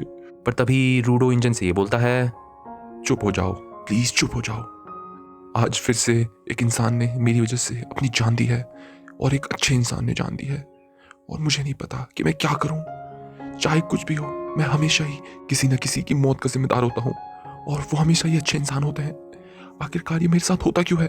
आखिर क्यों? स्पेयर में भी मेरे साथ यही हो रहा था और यहाँ पे भी यही हो रहा है। मैं समझ नहीं पा रहा हूँ कि मैं क्या करूँ। और हमें ये दिखता है कि ये सब सुनकर इंजन रूडो से ये बोलता है, देखो रूडो, मुझे पता है तुम्हें चाहे जैसा भी लगे, पर ये तुम्हारी गलती नहीं थी। रूबिन ने खुद को सेक्रीफाइस किया है, तुमने ना ही उसे कहा था और ना ही उसने किसी मन से करा है, उसने तुम्हें कुछ सोच के ही करा है, और अगर तुम उसके सेक्रीफाइस के बाद भी ऐसी हालत में हो तो मैं कुछ नहीं कर सकता। चलो, हमको रूबिन के रिस्पेक्ट करने जाना है। जिसके बाद इंजन वहाँ से चले जाता है और हमें रूडो भी बहुत दुखी दिखता है। पर तभी रूडो भी इंजन के साथ चले जाता है और उसे तो तब शौक लगता है जब वो अपने सामने रूबिन को देखता है और उसे समझ नहीं आ रहा होता कि रूबिन वहाँ पर जिंदा क्या कर रहा है। पर तभी हमें ये दिखता है कि इंजन तो रूडो का थोड़ा मजाक बनाने लगता है क्योंकि रूडो बहुत ज़्यादा दुखी था क्योंकि उसको ऐसा लग रहा था कि रूबिन मर गया है। और तभी रूडो रूबिन से ये बोलता है, यहाँ क्या चल रहा है? आखिरकार तुम जिंदा कैसे हो? तुमने तो मेरे सामने दम तोड़ दिया था। जिसके बाद हमें ये दिखता है कि रूबिन रूडो से ये बोलता है, अच्छा तुम्हें ऐसा लगा कि मैं मर रहा हूँ? शायद मैं मर भी जाता अगर मेरे साथ मेरी क्लीनर गैंग ना होती और उनकी सबसे बेहतरीन हीलर मेरी जान ना बचाती। जिसके बाद हमें उसी हीलर का नाम पता चलता है। उसका नाम एशिया होता है और एशिया पूरी क्लीनर गैंग में इकलौती हीलर होती है जो कि एक गिवर भी है। पर हमें एशिया की बातों से ये साफ साफ पता चलता है कि वो बहुत ज़्यादा इंट्रोवर्ट है और उससे ज़्यादा बात करना पसंद नहीं है। और तभी रूबिन एशिया को थोड़ा हौसला बढ़ाने को कहता है और कहता है कि सिर्फ उसकी वजह से आज वो यहाँ पर जिंदा खड़ा है, जिससे एशिया थोड़ा शर्माने लगती है। और तभी हमें एक और सपोर्टर का नाम पता चलता है, वही सपोर्टर जिसने रूबिन की बिल्डिंग के अंदर बहुत ज़्यादा मदद करी थी, जिसका नाम फोलो होता है। और हमें ये दिखता है कि फोलो बहुत उदास होता है, पर तभी रूबिन उससे पूछता है कि आखिरकार वो उदास क्यों है। जिसके बाद फोलो ये बोलता है, रूबिन तुम कितने अच्छे हो, तुम मुझसे कभी दूर मत जाना।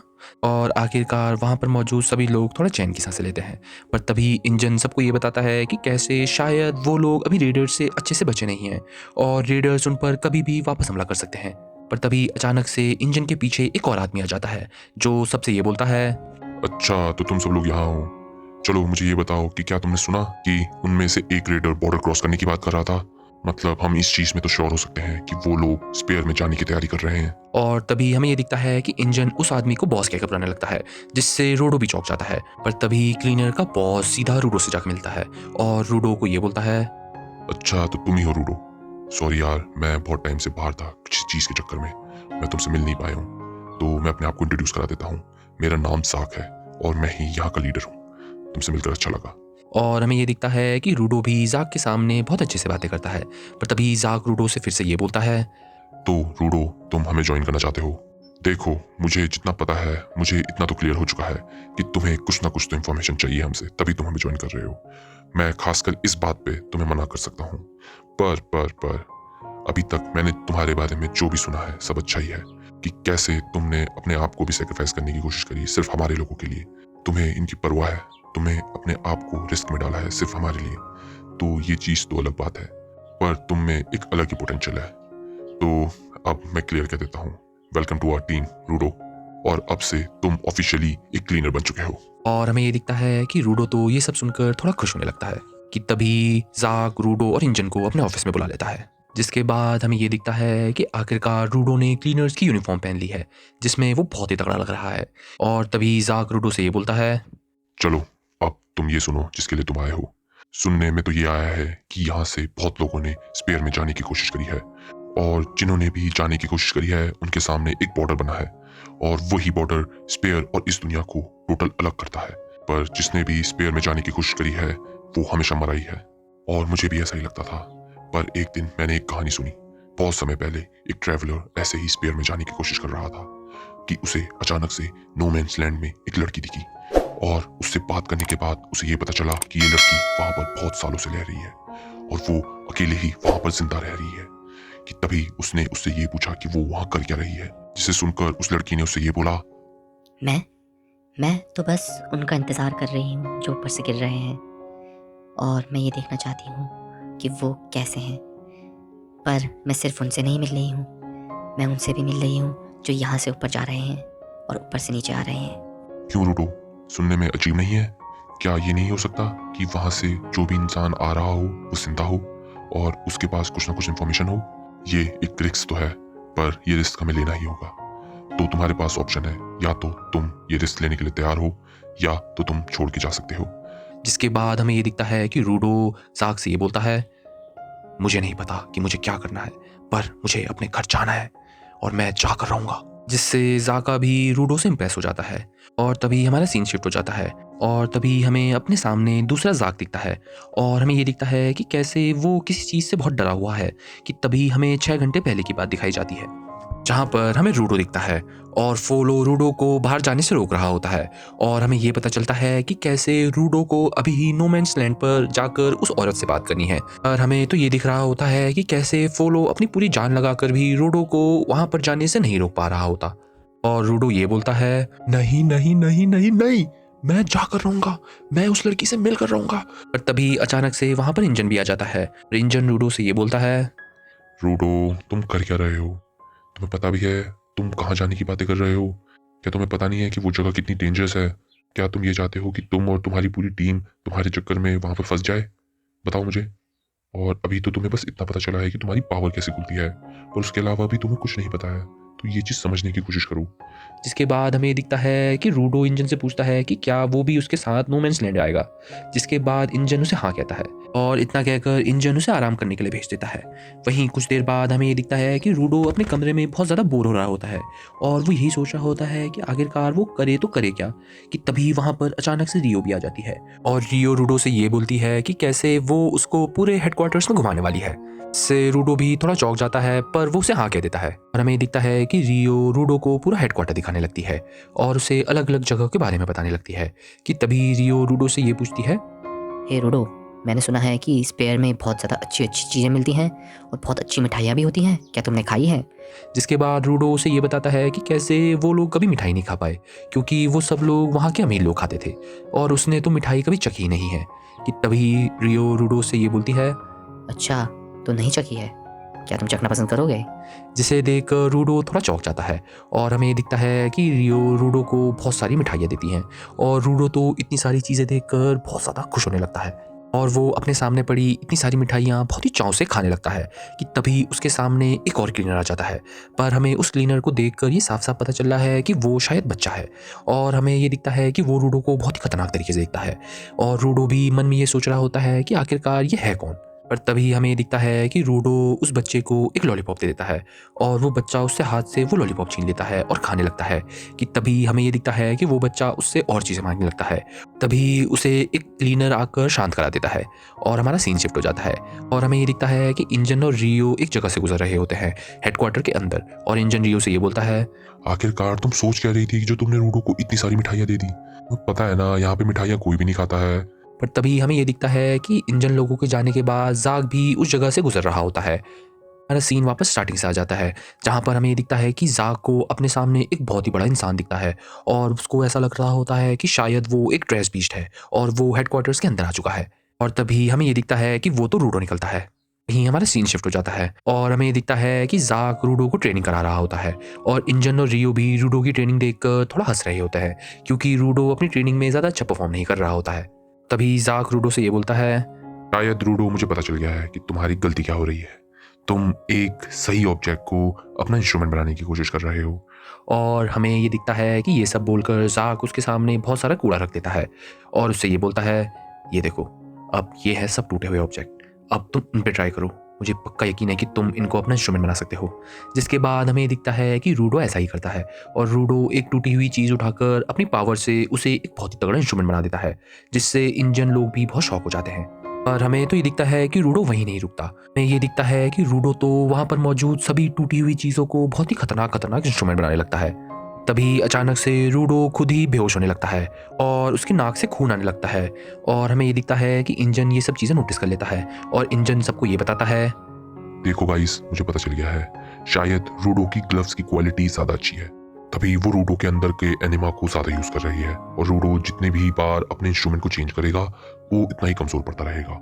और हमें इंजन से क्वालिटी के बारे में भी पता चलता है कि कैसे किसी भी इंस्ट्रूमेंट की क्वालिटी डिपेंड करती है कि वो इंस्ट्रूमेंट कितनी बार यूज़ करा गया है और वो इंस्ट्रूमेंट उस इंसान से कितना अटैच है और वही इंस्ट्रूमेंट उसे ज़्यादा ताकतवर बनने में भी मदद कर सकता है अगर उसकी क्वालिटी ज़्यादा अच्छी हो, पर अगर वो उनसे अटैच नहीं है तो उसकी क्वालिटी कम हो सकती है जिससे वो और भी ज़्यादा कमज़ोर हो सकता है। और हमें ये दिखता है कि रूडो ये सब बातें सुनकर सबसे ये बोलता है, गाइस, मुझे एक बात बताओ, अगर यही सब चीज़ें हैं तो मैं जिस भी चीज़ को इंस्ट्रूमेंट बनाता हूँ वो ख़त्म कैसे हो जाती है? मुझे रूबिन का इंस्ट्रूमेंट याद है कि कैसे वो मेरे सामने सामने गायब हो गया था। तो क्या मेरे अंदर कोई टाइम लिमिट है और अगर मैं उस टाइम से कम में करता हूँ या ज़्यादा में करता हूँ तो वो इंस्ट्रूमेंट तबाह हो जाएगा? पर हमें ये दिखता है कि रियो रूडो से ये बोलती है, रूडो, ये बिल्कुल भी नहीं है, समझने की कोशिश करो। वो इंस्ट्रूमेंट जो तुम बनाते हो वो सब अपने आप में काम आते हैं और जब तुम्हें ऐसा लगता है कि उन इंस्ट्रूमेंट का काम हो गया तो वो अपने आप ही ख़त्म हो जाते हैं। अब मुझे ये पता चल रहा है कि रूबिन का इंस्ट्रूमेंट ख़त्म क्यों हुआ होगा, क्योंकि तुम्हें ऐसा लगा होगा कि तुम अब सेफ हो, जिससे शायद अनजाने में ही रूबिन के इंस्ट्रूमेंट ने ये समझा होगा कि उसका पर्पस पूरा हो गया है और उसने अपने आप को ख़त्म कर लिया। और हमें ये दिखता है कि जाक और इंजन भी रियो की इस बात पर एग्री करते हैं। पर तभी रियो रूडो से ये पूछती है, चलो वो सब तो ठीक है, बट रूडो, तुम मुझे एक बात बताओ, वो लास्ट रेडर तुम्हें याद होगा जो वहाँ से भाग गया था? वो तुम्हारे ग्लव्स को देखकर किसी सीरीज़ के बारे में बात कर रहा था, क्या तुम्हें पता है उसके बारे में कुछ? और रूडो उन्हें ये बताता है कि कैसे उसे उसके बारे में कुछ भी नहीं पता, उसे तो ये भी नहीं पता कि जैबर उसके ग्लव्स को पहचानता कैसे है। कि तभी रियो से ये पूछती है कि क्या उसने अभी तक अपने ग्लव्स को नाम दिया है, पर रूडो रियो को मना कर देता है और तभी रियो उसको ये बताती है, अच्छा, तो तुमने अभी तक इसको नाम भी नहीं दिया है? तुम्हें पता है ना, हम अपने सारे इंस्ट्रूमेंट को नाम देते हैं क्योंकि वो हमारे दिल के सबसे ज़्यादा पास होते हैं। और रूडो ये बोलता है, अच्छा यार, मैंने तो इसके बारे में कभी सोचा ही नहीं था। और हमारा सीन शिफ्ट हो जाता है और हमें नो मैंस लैंड के अंदर दिखाया जाता है और हमें उसके अंदर भी एक इंसान दिखता है जो कुछ चीज़ देख रहा होता है। तभी अचानक से उसके पीछे जैबर और वही लड़की आ जाती है और वो लोग उसे बॉस कहकर बुलाने लगते हैं। और तभी वो इंसान ये बोलता है, अच्छा तो तुम आ गए और तुमने सीरीज भी देखी, द वॉचमैन सीरीज। और हमारे सामने सेम रूडो के ग्लव्स पे जो निशान है वही दिखता है और हमारा एपिसोड ही खत्म हो जाता है। सो दैट्स इट गाइस, आशा करता हूँ आपको हमारी ये सीरीज़ बेहद पसंद आ रही होगी। अगर हाँ तो हमारे चैनल हिंदी एनिमे बाय अवी को ज़रूर सब्सक्राइब करें और लाइक शेयर और कमेंट्स में ये ज़रूर बताइए कि आपको ये वीडियो कैसी लगी। तो मिलते हैं आपसे नेक्स्ट एनिमे रिकैप में, तब तक के लिए बाय बाय।